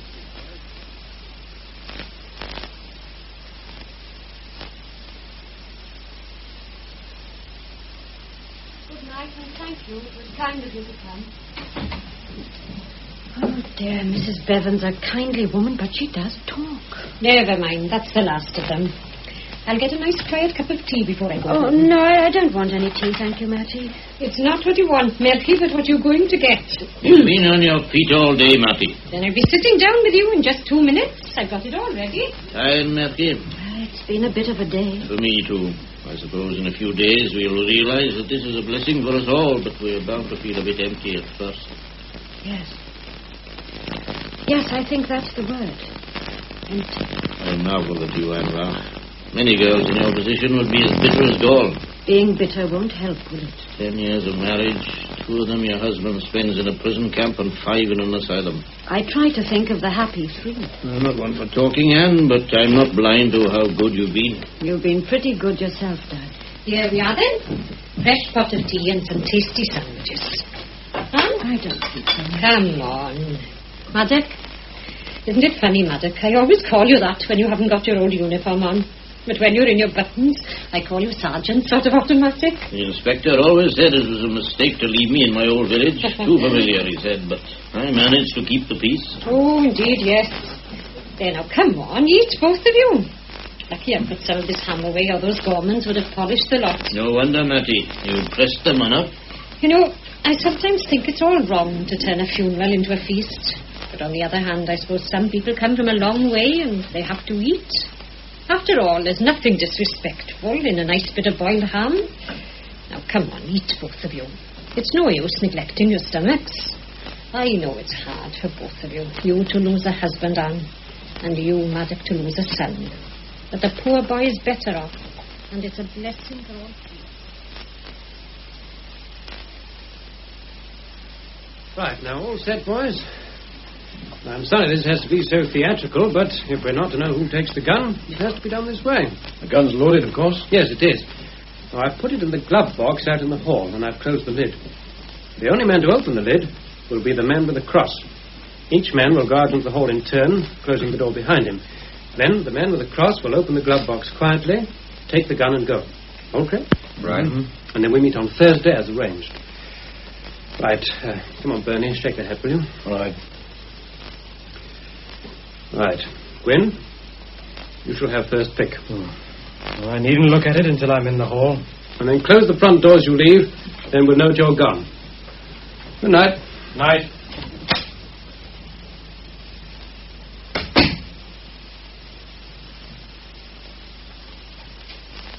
Good night, boys. Albert, I'm glad you were able to come along. Mm.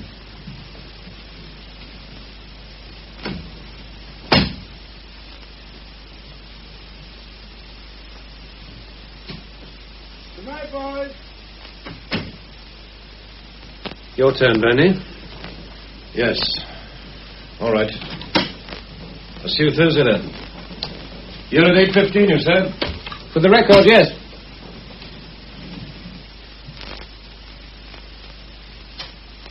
Good night. John. About Anne. She thinks a lot of you. Anything I can do to help you at any time? Oh, you've already been a great help to her. Oh, nonsense. She's a good secretary. She's a big help to me. Well, your turn. I've got a horrible feeling that I'm going to pick that cross. Shall I pick before you? No. I'll take it as it comes. As you say, Richard, this is a bit theatrical. But it's jolly effective. And I'll see you on Thursday.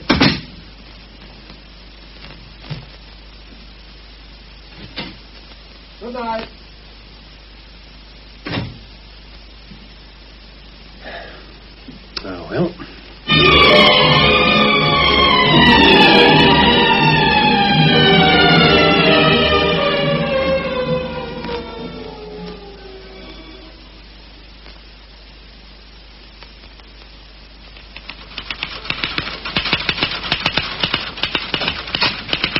still here, Anne? I'm nearly through. Oh.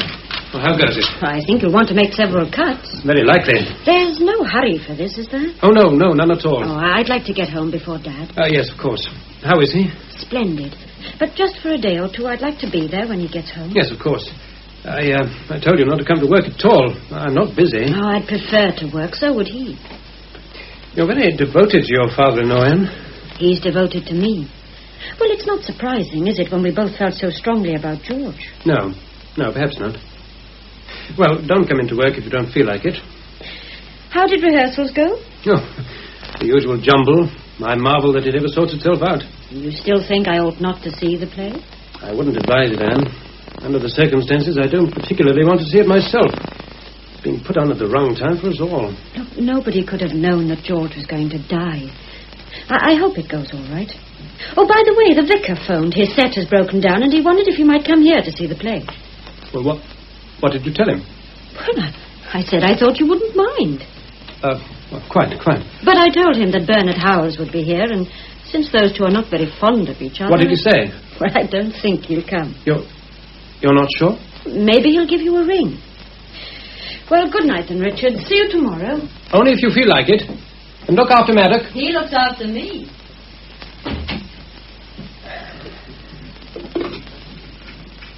No exchange? Hello, Mary. Get me 3-2, will you, please? The vicarage? Oh, hello, Vicar. Anne told me that you rang. Oh, yes. My old set has broken down again, dear boy. I really think I should pension it off. Well, you can come along here with pleasure. We'll be glad to have you join our little party. Yes, Anne mentioned something about a party. Well, hardly a party. Just a few of the chaps who were with me in the prison camp.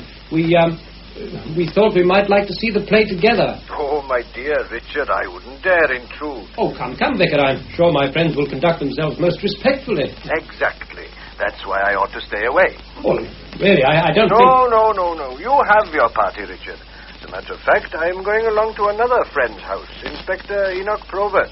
All the way to Newby? It's not far, dear boy, and I owe the inspector a visit. Oh, well, if you're quite sure, then... Yes. I'll call in tomorrow evening and let you know what I think of it. Do that. I'll have cleared away the empties. Good. Well, thanks for ringing. I hope it goes well, dear boy. Whew.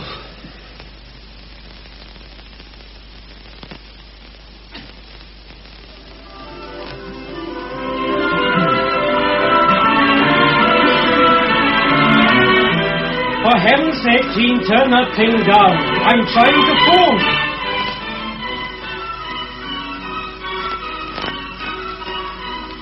No, I said 5-9. That's the Bryn Mill garage, isn't it? Come on. All the bad-tempered things. Anyone would think I did it deliberately. Haven't you ever had a puncture? Yes, my dear, I had one last Friday. And like a fool, I left it flat in the boot. But if you had told me when I got home about your puncture, I'd have repaired it. You knew I was going out. I do now. Bryn Mill garage. Oh, hurry. I've got a flat. 2 flats. And I've got to get to Getty Dowell. Can you run me over? Okay, in 15 minutes. I could repair the puncture in that time. I want to go at once. Okay, I'll send the boy. Thanks. Such a fuss. The play doesn't start until 8:30. I keep telling you, we've all arranged to meet at 15:15.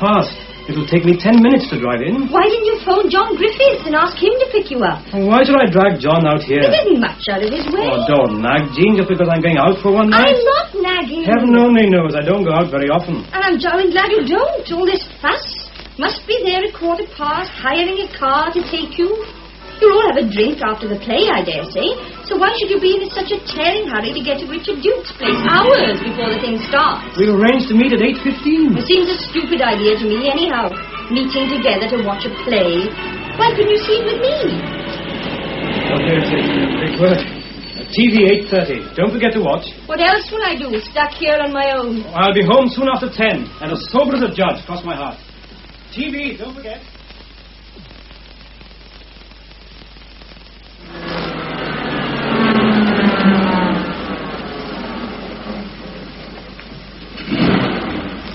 Good evening, sir.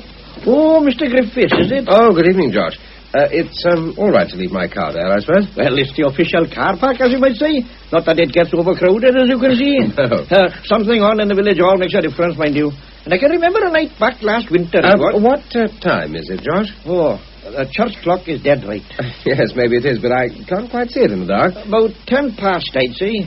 Fair play for Ted Coity ever since he took charge of that there clock. Oh, thank you, sir. Thank you indeed.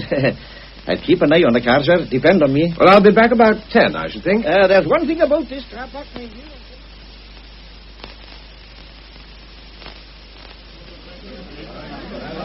Well, I must be going, boys. What's the hurry, Mr. Duke? It's been all good to see you play in the long room. I've got some friends coming in. They're due any minute. Bring them along here, then. Well, maybe we'll come in out and play. I hope you enjoy it, boys. Oh, we usually do.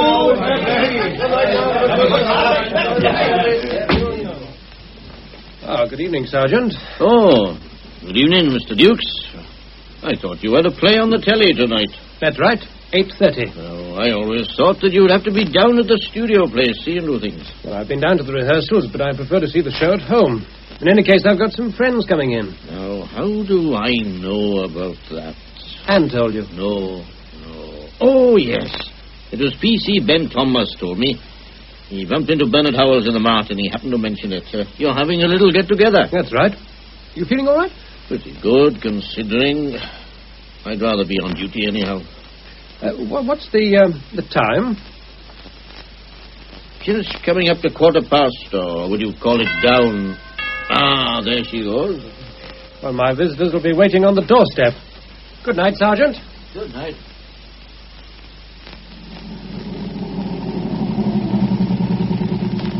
The cart's getting well. Are you late, conductor? No, sir. 8:15 will do ya. Oh, thanks. Good night. Good night, sir.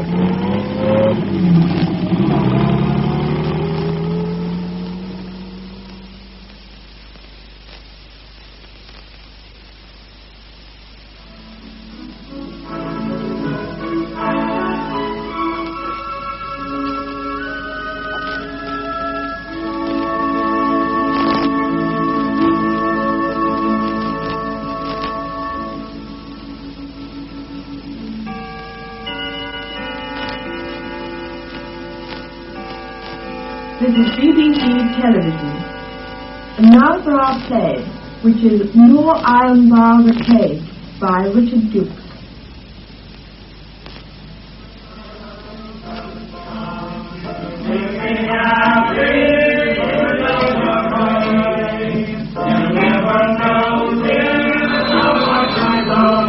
Oh, blast. Yes? Hello. Brockington here. Hello. Yes, William Brockington. Oh, what the hell? You're happy. Like if your mother-in-law's got the mumps or something. And Harry, pull up them tights, old chap. How do you think you're going to seduce the commodore from your tights like a ruddy concertina? Now then, for the love of my make them a bit more cheerful, with a 1 and a 2 and a 3.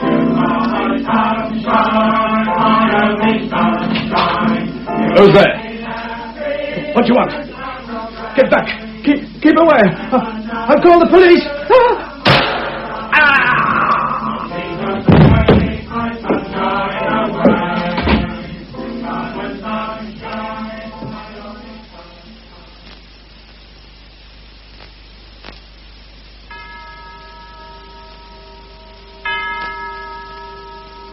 Is that you, Bernard? Yes, just made it. Oh, I think I saw Gwyn just go in. Come in, boys. Come in. They're on the stroke. Are we all here? Except for Gwyn. You didn't close the door? No. Good. Well, sit down, John. Help yourself to a drink, Bernie. Thanks. Albert, what do you have? Oh, I'll switch on the set. I crossed the allotments and came to the little wicket gate. We don't have to account for our movements, John. I thought that was understood. Well, I simply mentioned that I crossed the allotment. I think it's safe to keep off that track altogether. We've all been here since 8:20. Now, let's get that fixed so firmly in our mind we believe it ourselves. All right, Bernie, all right. Don't be so damned edgy. Where the devil's Gwyn? Well, it's only just on mine. Ah, this is him. All right, Gwyn? Yes, I closed the door. Is that all right? Yes, you're the last. I couldn't get across the road. 2 chaps on bikes stood nattering. They didn't see you? No, I made sure of that. What about the set? It's warming up. Now, apart from where you've been and what you've been doing, has anyone anything to say? Nothing? Good. Now, you're all quite sure that you haven't been seen during the last half hour? I'm sure. I made quite certain. Well, I was dropped outside this door at 8:15 exactly, and I'm quite sure that nobody's seen me since. Nobody saw me. Fine. I had one little upset. The vicar's got trouble with his set, and he phoned to ask if he could come here. Good Lord. Well, how did you put him off? But you couldn't put him off. Damn it, that'd muck up the whole thing. Don't worry. I pressed him to come. When I explained that we had a little party, he excused himself. Oh, things have cropped up. But it serves to suit us as it happens. The fact that you pressed the vicar to come, Richard, is a further proof that we were meeting to see the play. Yes, that's true. Oh, by the way, we'd better watch the play, haven't we? I'll be right. Either we got a ship to ready the coal or repaint the cloth. How many cloths do you think I can buy? I'm right out of Ecriflevine anyhow, and I don't think any more for Manchus the Commandant's used it all for the drawings. Why don't we have a magic carpet, then we can play the Pennington against the sky?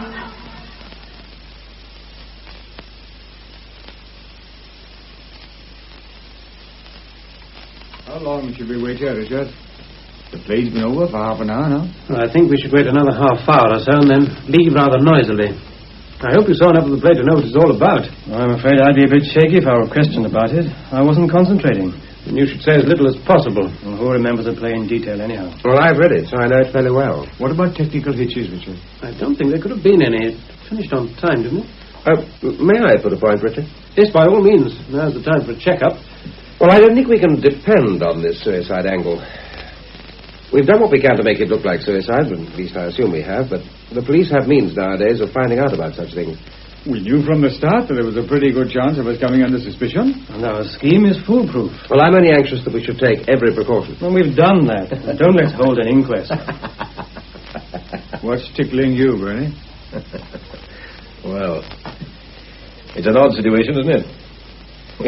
We've all been involved in killing a man, and only one of us knows if he's dead. Well, let's drink to success, boys. Yeah. A toast, gentlemen. A toast to the police. May they have calm, untroubled minds. Yeah. Excuse me. Bessie Dowell, 22. Oh, hello, Richard. You've not heard the news? What news, Vicar? About poor Bill Brockington. He's committed suicide. Committed suicide? Good heavens, when did this happen? Sometime this evening. I was having supper with Inspector Enoch Probert, and he was called out. Have you seen the inspector since? No, I stayed here to finish my coffee, and he phoned me later. Well, what are the details? Well, it seems that Brockington was watching your play. The set was still on when the inspector got to his house. He'd shot himself through the head. Good heavens. Yes, well, I'm just about to go home now, but I thought I'd let you know. Yes, thanks. It was kind of you. It's a bit of a shock, isn't it? Indeed it is. Well, good night then, Richard. Thank you for ringing, Vicar. Good night. Through the head. He shot himself through the head. Well, let's hope it stays that way. If not, let's hope the plan is as good as we think it is.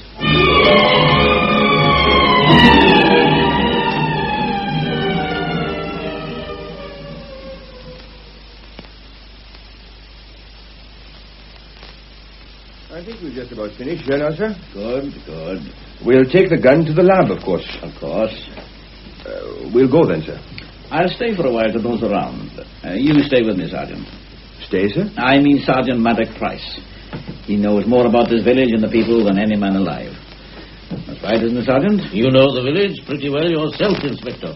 See you later, sir. Yes, I'll be down at the local station. Well, Maddox, a bit of an upset, isn't it? It is indeed, sir. Nice room. I wouldn't have thought that Mr. Brockington had such taste. Have you ever been here before, Maddox? Not in this room, sir. This is a nice bit of illegal war souvenir, isn't it? German, I suppose, sir. Nice bit of engraving on the case, too. W.B. Brockington seemed to have been very clever at this sort of thing. Yes, it's very nicely done. Gave him something to do when he was in that prison camp, I suppose. Surprising what those chaps turned their hands to, sir. Brockington turned his hand to other things, so I'm told. So I understand, sir. I mean, Well, I don't suppose it's any secret that Brockington wasn't a very popular man. Your son, for one, wouldn't have been very fond of him? George never mentioned him, Inspector, but he never mentioned anyone else either. I was very sorry to hear about George, Maddock. You were always very kind to inquire about him, sir. I don't suppose it was odd that he should be looking at the play.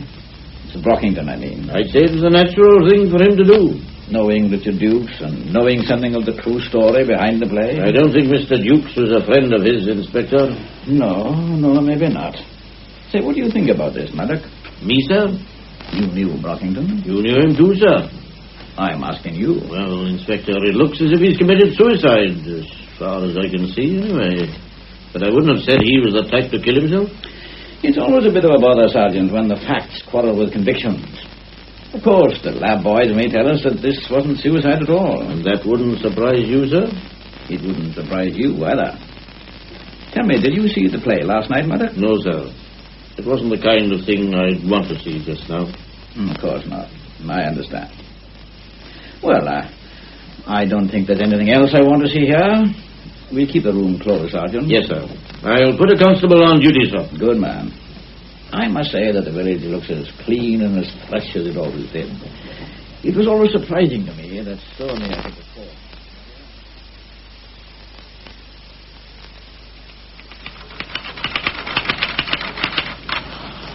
Well, if it's all the same to you two, I'm off. My old man will think that I've left him. And that would be what you'd call wishful thinking. It's your own fault that you're late, Mattie. Oh, maybe it is. I wanted to finish the bedroom, then I can have a day off on Saturday. You just coming on, Van? Oh, you go along, Mattie. Don't wait. Oh, who can this be now? Well, whoever it is, I'm not staying. I never thought to be as late as this.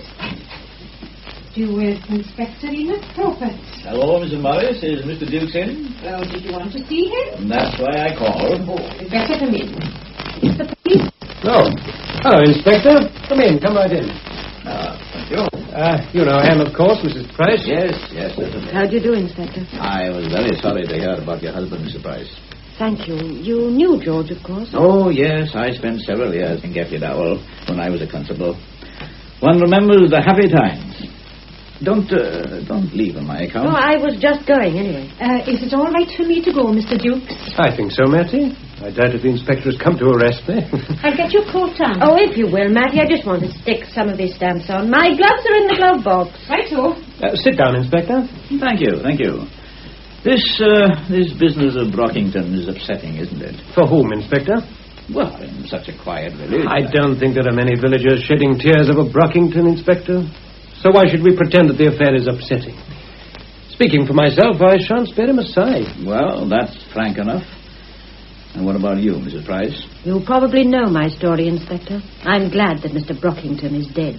Oh, well, it's nice to know where we all stand. Well, I'm taking the post, Richard. Good evening, both. Good evening. Good night, Anne. You'd better put this on, I think, Matthew. It gets quite chilly at this time of the day, and I don't... Well, it's nice to see you, Inspector, but to what am I indebted, etc., etc., etc. Can't I just be sociable? I suppose you could if you tried. Well, for one thing, I wanted to tell you that I enjoyed your play. Good. I always counted you one of my fans. Yes, it was good. It seemed so real. Not that I was ever in a prison camp myself, but one could believe in it. It had a ring of authenticity. The author has always to colour the truth a little for dramatic effect. But only delicately coloured it, I should say. That slight, almost imperceptible exaggeration. You should have been a writer yourself. I nurse a secret ambition. One of these days I'll break out and use my creative genius on one of my dullest reports. Yes, well, now then, tell me why you've come. I'm inquiring into the death of Mr. Bill Brockington. Obviously. But why inquire here? My dear Richard, we inquire everywhere. We travel along unlikely and uninteresting tracks. Sometimes we stumble on something which leads to something else, but in the main we just retrace our steps unrewarded. Pretty dull. Dull and frustrating.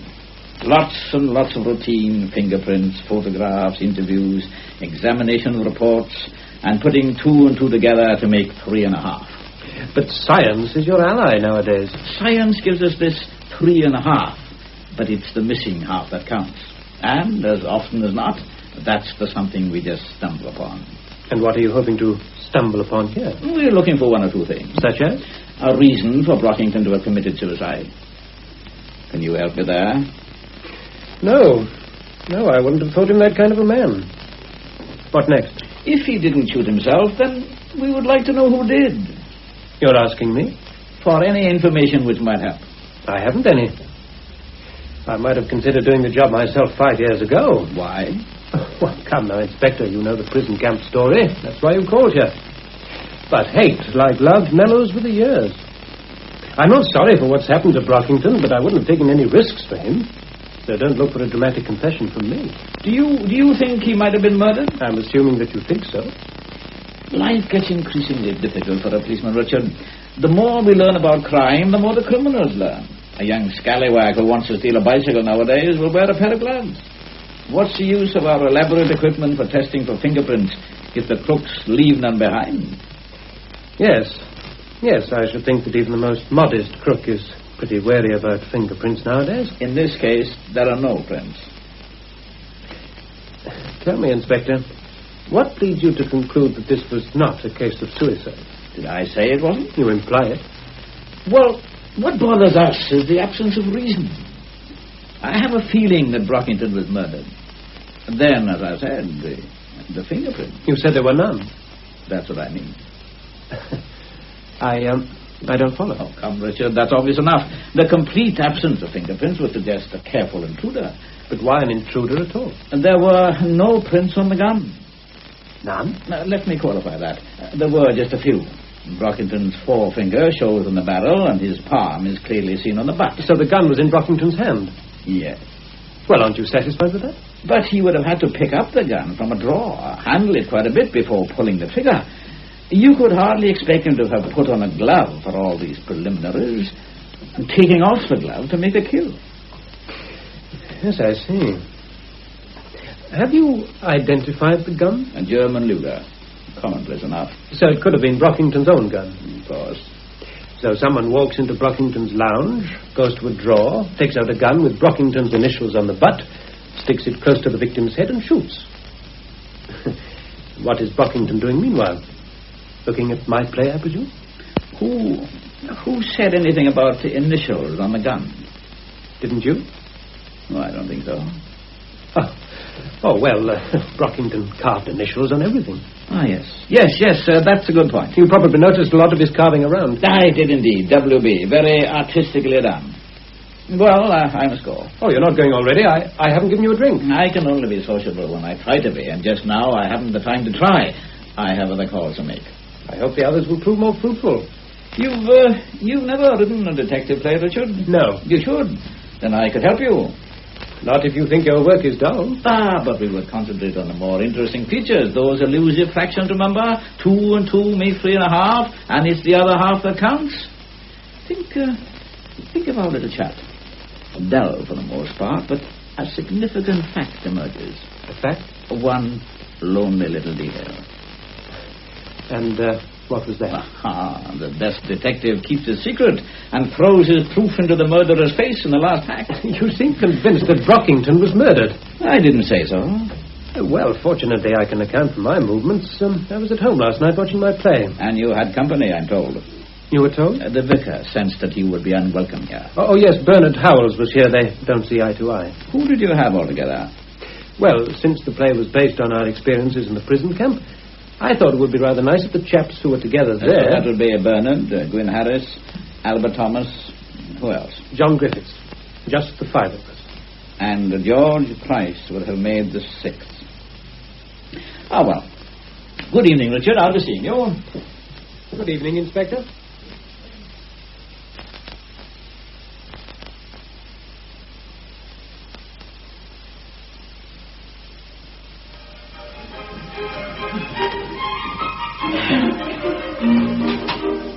Have a visitor. Well, Albert. Wait, I'll turn this off. I've brought back the plane. The plane? You asked me about it last night. Oh, yes, of course. But there's no hurry, old boy. I'm just getting some tea. But Jean, I'm not staying. I won't be a minute. What's all this about a plane? Just an excuse for coming here. But why an excuse at all? Because it looks as if the suicide idea has gone down the drain already. So what? A clear case of suicide would have saved us a lot of worry. Anyhow, Enoch Probert has already been to see Richard. He didn't waste much time. No. Richard asked me to warn the rest of you to behave as naturally as possible. It's not very natural for you to bring back my Perishing plane for a start. You never return anything. Well, I had to give Gwen some reason for my coming here. So I said you wanted a plane. You mentioned it last night at the party. That's what I told her. All right. Forget about the plane. What did Richard tell you? He thinks that the inspector will call on the rest of us. We are all to admit that we hated Brockington's guts. But Albert, old boy, all this has been arranged. I haven't forgotten. I'm doing what I'm told to do. Richard asked me to warn you. Okay, keep your wool on. Don't be so edgy. No, that's the kind of thing we have to watch. Okay, you watch it. I'm feeling fine. I never had any enthusiasm for this plan of ours, but now that Brockington is dead, I feel a deep personal satisfaction. I suppose I'm the edgy type. I don't think you deserve any tea, Albert, seeing as you call here about once in a blue moon. I should come oftener, I know. One would think that you boys, having gone through so much together, would have some sort of a bond. Well, maybe we saw too much of each other in Germany. Friendship wears a bit thin behind the wire fence. This is my at-home day. Pour out, Gwyn.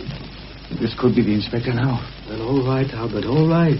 It's perfectly natural for you to call and see me, even without my plane. Yes, sir. I suppose it is. Come in, Inspector, come in.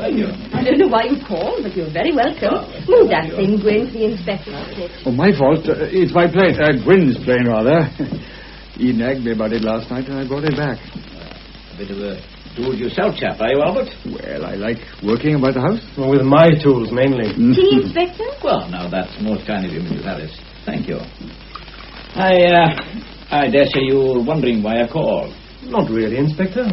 You're probably making inquiries about Bill Brockington, and you know that we spent some time together. You want to know what I thought of him? He was a swine. Nice cup of tea, Mrs. Harris. I had no great affection for him either, Inspector. Could either of you chaps suggest any reason you might have had for taking his life? Remorse? He saw his sins piling up before him like a mountain, and he couldn't take it. Not a very good theory, I'm afraid. What happened, Inspector? All the talk in the village is that he committed suicide. We can't stop people talking. My job at the moment is to find out as much as I can about Brockington.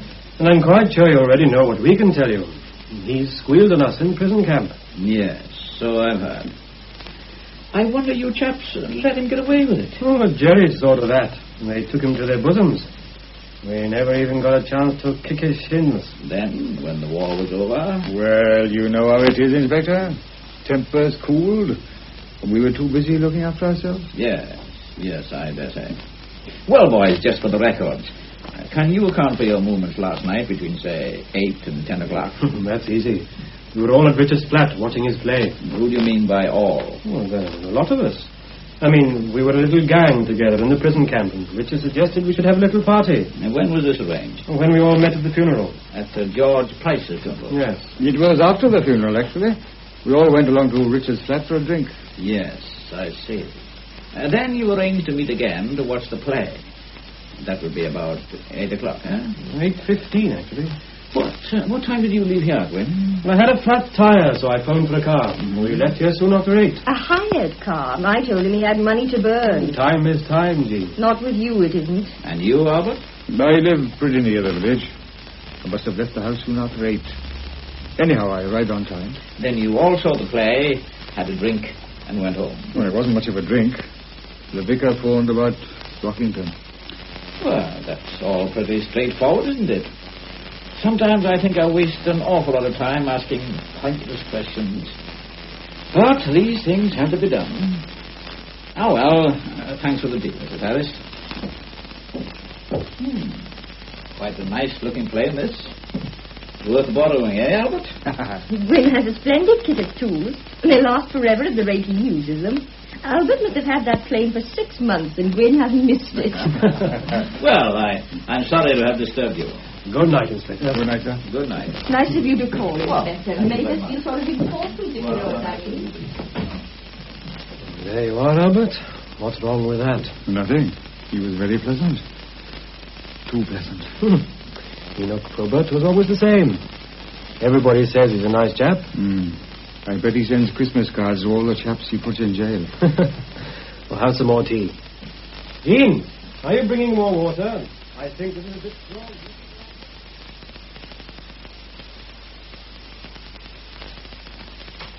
Is that you, Father? Yes, it's me. Sorry I'm late, Murphy. I thought you were never coming home. It's a pity I don't get paid overtime, I reckon. What makes you so late? I had to stay in charge of the place until Ben Thomas relieved me. Oh, dear.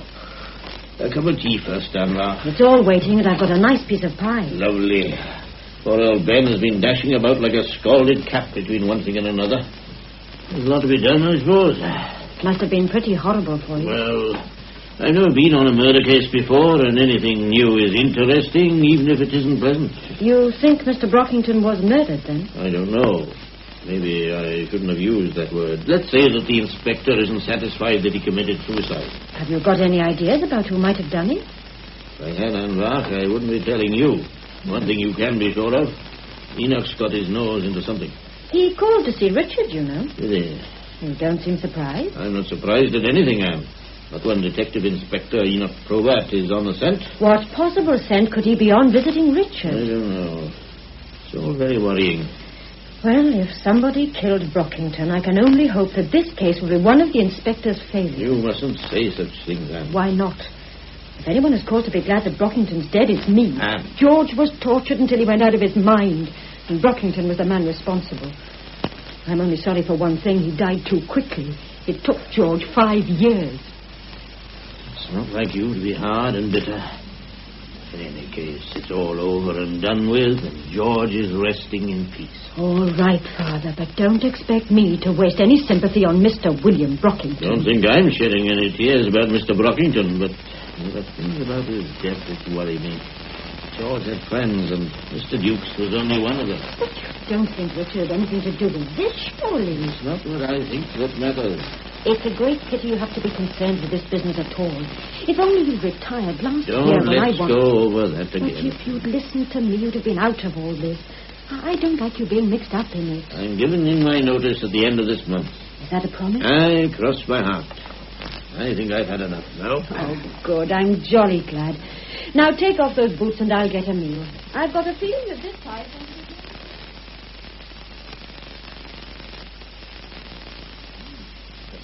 Before starting, Willis, you pour yourself another cup of tea, and I'll have one too.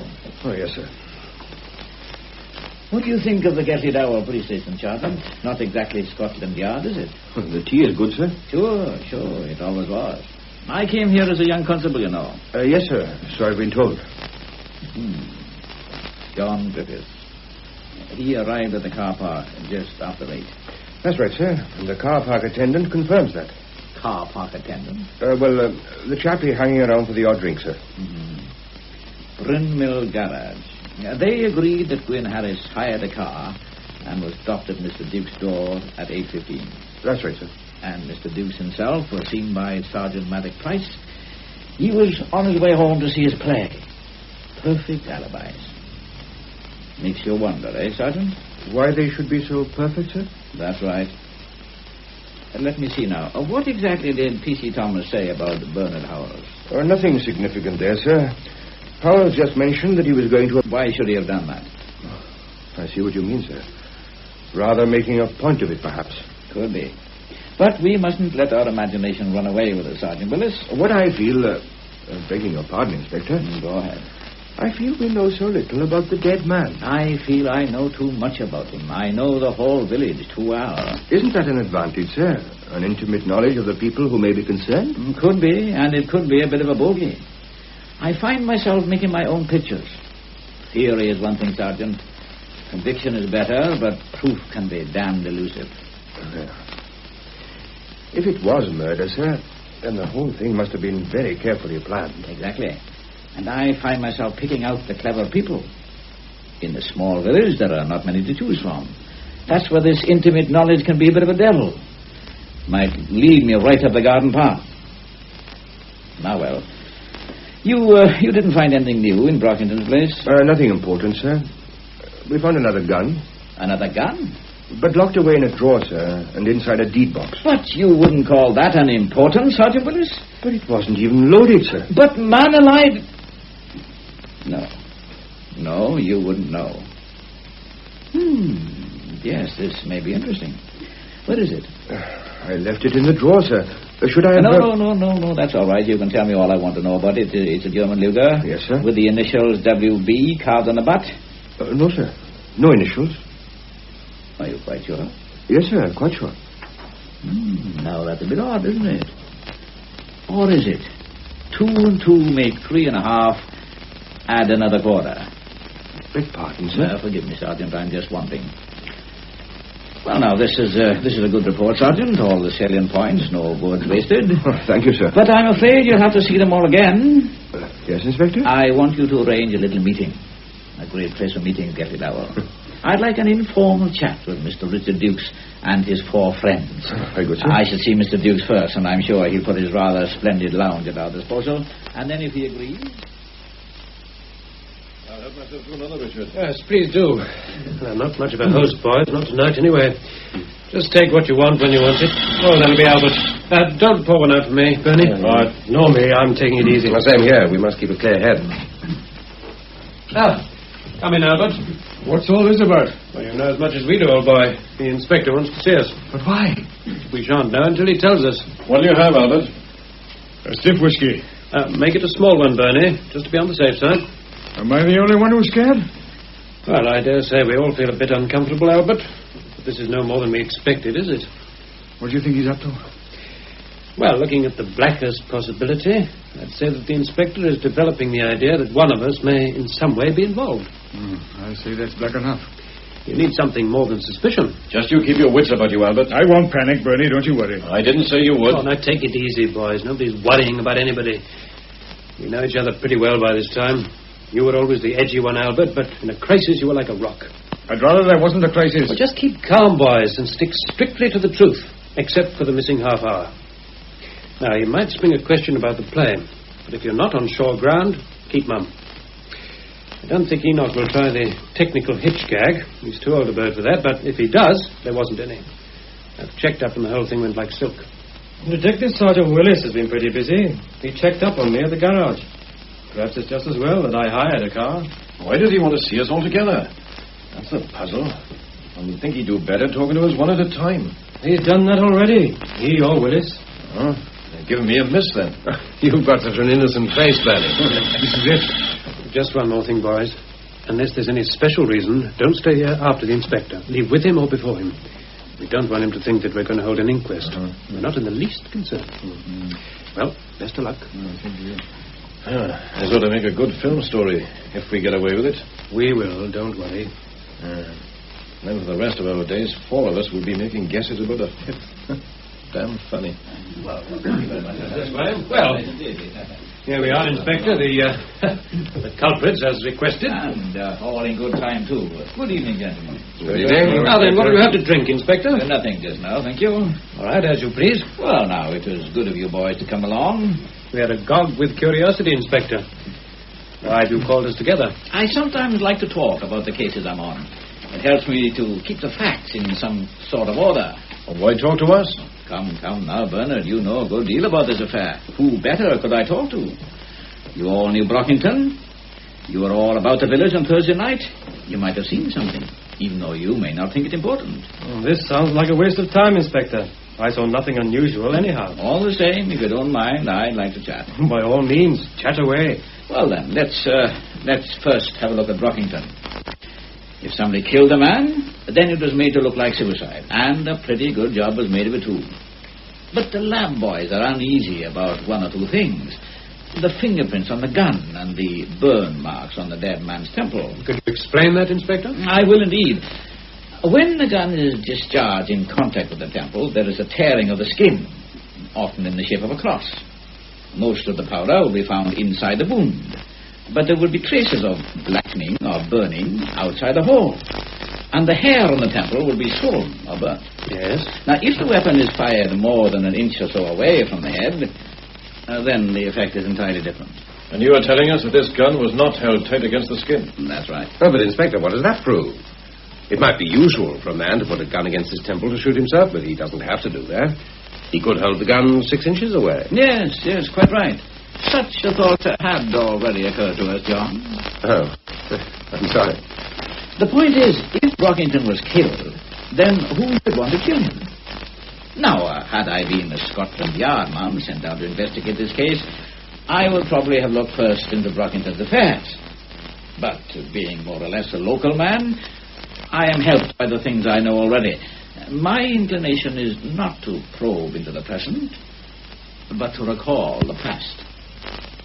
I take it that you're referring to our experiences in the prison camp, Inspector. It's an ugly story, isn't it? George Price was tortured and driven mad, and Brockington was largely responsible. Rather a long time ago. Exactly. And the men who might have been concerned about George Price in those days are now staid, settled down, peace-loving citizens. Mind you, it strikes me as being rather odd that Brockington's death should have occurred so soon after George was buried. Poetic justice. Even so, one is bound to look for a connection. Could it be that you chaps had something to do with it? Could it be that hate for Brockington had been kept smouldering like a peat bog fire? Could one of you have sought a belated revenge? Well, don't you think there's a simple answer to that, Inspector? At the time of the shooting, we were all here, watching my play. Of course, and since the play was based on the experiences common to the lot of you, it seemed a perfectly logical thing for you to do. I know that. Not only do I know it, but lots of other people know it too. Small village. Of course, but I have an inquisitive sort of mind. And frankly, I get quite a bit uneasy. I can check with Sergeant Maddock Price that Richard here left the Red Lion just before 8:15. I can check with Constable Ben Thomas that Bernard was coming to this little party, and the bus conductor confirmed that he got off the 8:10 bus. John's car was driven into the car park around about 8:10, and Gwyn got here at 8:15 in a hired car. Never do I remember so many facts so easy to check. Never do I remember a quiet little private party so well publicized. And never have I come across a group of fellows so concerned about being prompt. The play was on at 8:30. And you all watched it rather keenly, I gather. John here could even give us the names of the songs that the fellows sang in the opening sequences. Well, is it odd that we should take a special interest in Richard's plays? Of course not. But here you are, all assembled at your little party. The facts are so well established that the doubting Thomas in me tells me it's all too good to be true. So what can a poor detective do? He must leave the important things and nose around with the trifling and inconsequent. For instance, I wonder why Albert should have chosen yesterday to return to Gwyn a plane he borrowed 6 months ago. But there's nothing in that, except perhaps that Albert needed an excuse to call, maybe to have a chat over recent events. Albert says that Gwyn nagged him about the plane at your party, and if these two had this little friendly argument, then you other fellows would have overheard it. So, I asked Detective Sergeant Willis to make a few inquiries. John is the first man to put Albert in the clear. He remembers the argument quite well. There was just one little error, though. Sergeant Willis referred to the plane as a saw. But that was all right with John. Then, when Willis chats with Richard about this play, blow me down, he makes another mistake and calls it a hammer. But that was all right with Richard. He agrees it was a hammer. And then, when the tale is told to Bernard, the hammer becomes a spirit hammer. But what does it matter? Plane, hammer, spirit ever. Albert could have borrowed the lot. I'm only puzzled as to why people should want to tell lies about so unimportant a matter. Oh, I get finicky now. Not so much about the fiction as about the facts. They fit into too neat a pattern. Supposing I ask myself that one of these boys failed to arrive at the party on schedule, and supposing the rest of you knew why he was late. I have ample evidence of the time you all arrived in Gatley Dowell, but no witnesses to say what time you got into this room. If I may butt in, Inspector, you have 5 such witnesses. We may not remember the times to a minute, but we were all here at 8:20. And you would swear to that? Obviously. Yes, obviously. That's the kind of word that bothers me. Well, I don't have to make up my mind about things tonight. There's still some nosing around to do, and after all, suicide is not impossible. As John very wisely put it, a man doesn't have to hold a gun against his temple to shoot himself, and who knows, he may have had some reason for being careful about his own fingerprints. And what of the gun itself? A German Luger, a popular type of war souvenir. And although it's illegal to keep them, I'm sure there might be several of them in the village. This gun might just as well have been Brockington's as anybody else's. Don't you think so, Richard? Why not, Inspector?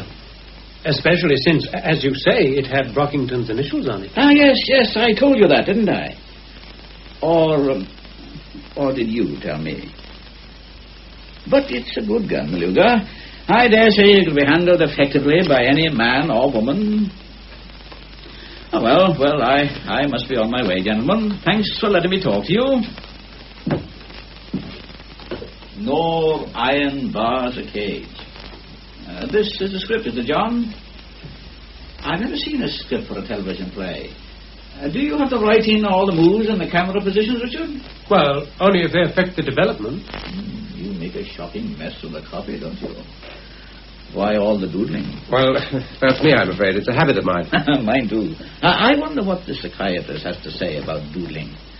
The moment when the mind wanders off the track or meets with an obstacle and the hands take over the activity. I see you have another beauty on page 26. Something really must have puzzled you there. Dissolve, says Richard. Doodle, doodle, doodle, says John. Not that I noticed you turning the pages. No. But this doodle is unmistakably yours, I should say. Yes, I've been reading the script. Ah, that explains you knowing all the song titles. You're a dark horse, John. I think I'd like to read this myself now that I've seen the play. May I borrow it, Richard? Of course. Unless you other chaps... or maybe you've all read it. Oh, no, they couldn't have done. John said that he'd like to read the script. Not before seeing the play, surely? Oh, yes. Is that so odd, Inspector? We read a book, then see a film, listen to a radio talk, then read it in the listener. Quite so, John, quite so. I would have thought that... But there, it's a matter of taste, I suppose. Well, I really must go. Anyone coming my way, or would you prefer to hold an inquest? I'll be glad of a lift, Inspector. We can't hold an inquest without a tragedy, and there doesn't seem to be one, does there? As you say, brother. As you say. I'll come along too, Inspector. Good, yes. I have my own car, thank you, Inspector. But I want to get home. John? Well, my landlady's gone to a whist drive, so I'm a free man. I'm going to stay for half an hour or so, if Richard doesn't mind. Of course. Well, come on, gentlemen. And good night, you two. I'll see you out. Oh, thank you very much. It's quite a pleasant evening. Yes, thank you. Oh, my God, I wouldn't call that a very comfortable chat. Pour one for me, will you, John? I know you asked us to leave, Richard, but... Oh, that's all right. I'm glad you stayed. Let me just make sure that he has gone off. Yes. Yes, he's gone all right. Well, here you are. Oh, thanks. Well, he seems to be onto something, doesn't he? Yes.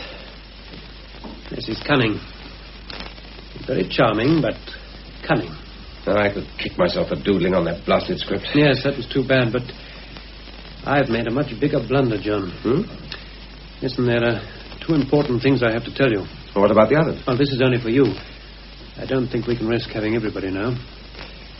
Now, about my blunder, I realized it tonight when the inspector spoke about the Lugers. I thought it most fortunate that I had Brockington's gun. It fitted nicely into the pan, but we overlooked a most obvious and important fact. My gun must be in Brockington's place. Good Lord. Remember, I told you the guns got mixed up years ago, and I never bothered to change them. But there's nothing on your gun to identify it as yours. No, but it's another gun. If the police find it before we do, they'll wonder why Brockington should have two guns, and why one should be marked with his initials and the other not. Oh, this is serious. It's damn serious. And then the other thing I have to tell you is even more so. This, too, arises out of something the inspector said. He said any man or woman could handle it. Well, he said that, yeah. Well, was that as casual as it sounded?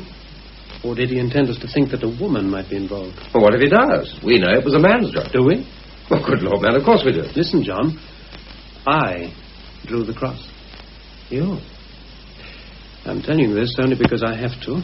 And there's a very special reason. You all left here one at a time, remember? Mm-hmm. And since I had drawn the cross, the gun would obviously be left in the glove box. I should have taken it out there and then, but, well, I was upset, very naturally concerned about the job I had to do. Matter of fact, I didn't even have the nerve to look at the thing. In any case, it was just as safe in the glove box as anywhere else. Well? Well, I got through my work the next day as best I could.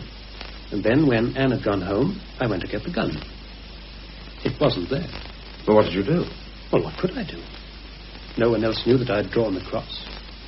Whoever had taken the gun was pretty determined to do the job in spite of our plan. I felt pretty sick about passing the buck, but... well, I was quite helpless. How could I know which of you had taken the thing? Well, everything went off as arranged, except that the wrong man did the shooting. I felt he must have been damned determined, and until now I was prepared to let the thing stand. And now? And now another possibility creeps into the picture. Any man or woman could handle it. Good God, you don't mean... Yes, I do. Anne. There may be nothing at all in this, and I hope to goodness there isn't, but at least we must think about it. Just you and I. Anne wasn't involved in any oath. But she had more reason to hate Brockington than all the rest of us put together. Oh, but this is quite ridiculous. A woman would never have the nerve. Oh, besides, how could she have known anything about our plan? Need she have known about it? No. No, I suppose not. Oh, but how could she have known where to find the gun? She needn't have known that either. I never used that glove box in the hall. But how can I be sure that Anne doesn't? She could have gone there during the day. Gloves, handbag, lipstick, anything. Seeing the gun could have given her the idea. No, I can't believe it. Well, I'm not saying that I believe it, but someone took that gun. But it's much more probable that one of us took it. Certainly it is. I'm not trying to persuade you to believe that Anne took that gun. I hope to goodness she didn't. All I say is this. She now comes into the reckoning, and we've got to be damn careful. Yes, I know what you mean. And you don't want to tell the others? No, I think not. Well, what's to be done? The first job is to get back the other gun. Break into the house, you mean? Well, what else? The place will be guarded. I shouldn't think so. Not at this stage. In any case, it's a risk I'll have to take. The suicide theory is rocking a bit even now. If the police find this other gun, it goes for a Burton. Yes, I think you're right. Well, when do we meet? I don't think there's any point in both of us going. Well, I'll be the lookout. After midnight, I should say. We'll make it 12:30. So how do we get in? That's something we'll have to find out. Well, I think I could use another whiskey.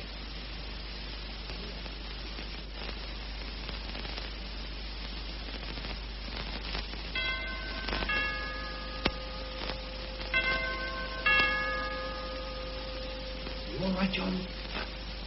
Fine. Now then, I hope I remember the geography of this place. Yes, this must be the door. I hope to goodness it isn't locked. What's that? What? I thought I heard something. I don't think we're very good at this sort of thing. John, you hold the torch. Right. That's fine. Here we go. Close the door quietly, and I'll see if the curtains are properly drawn. Okay. Yes, I think so. Now then, we'll try all the drawers first, I should think. What if they're locked? Well, we'll try all the open ones before we start forcing anything.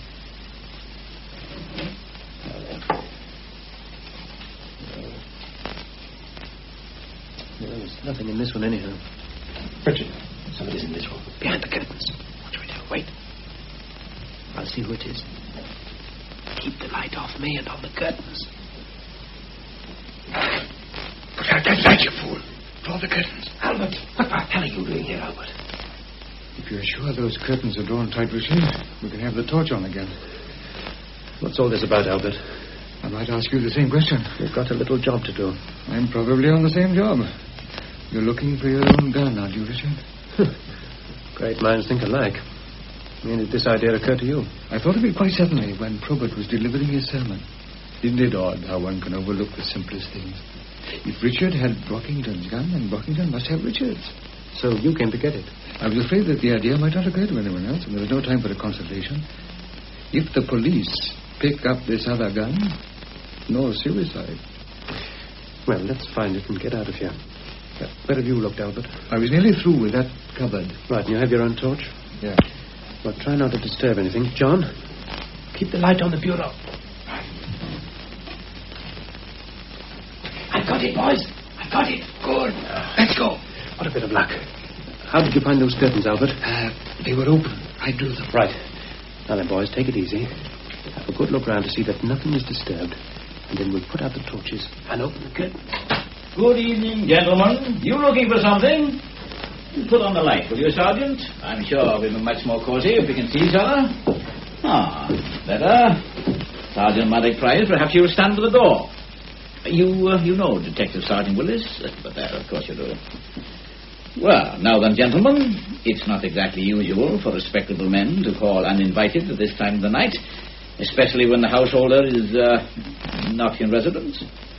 But I'm sure you have a perfectly logical explanation for being here. Have you, Inspector? Oh, yes. I was waiting for you. I'm sure you'll want to tell us the full story. Certainly, Richard. I owe it to you. I find it so very frustrating to have strong feelings about a thing and have no facts to support them. So that when Detective Sergeant Willis found that gun in a drawer, I asked him to leave it there.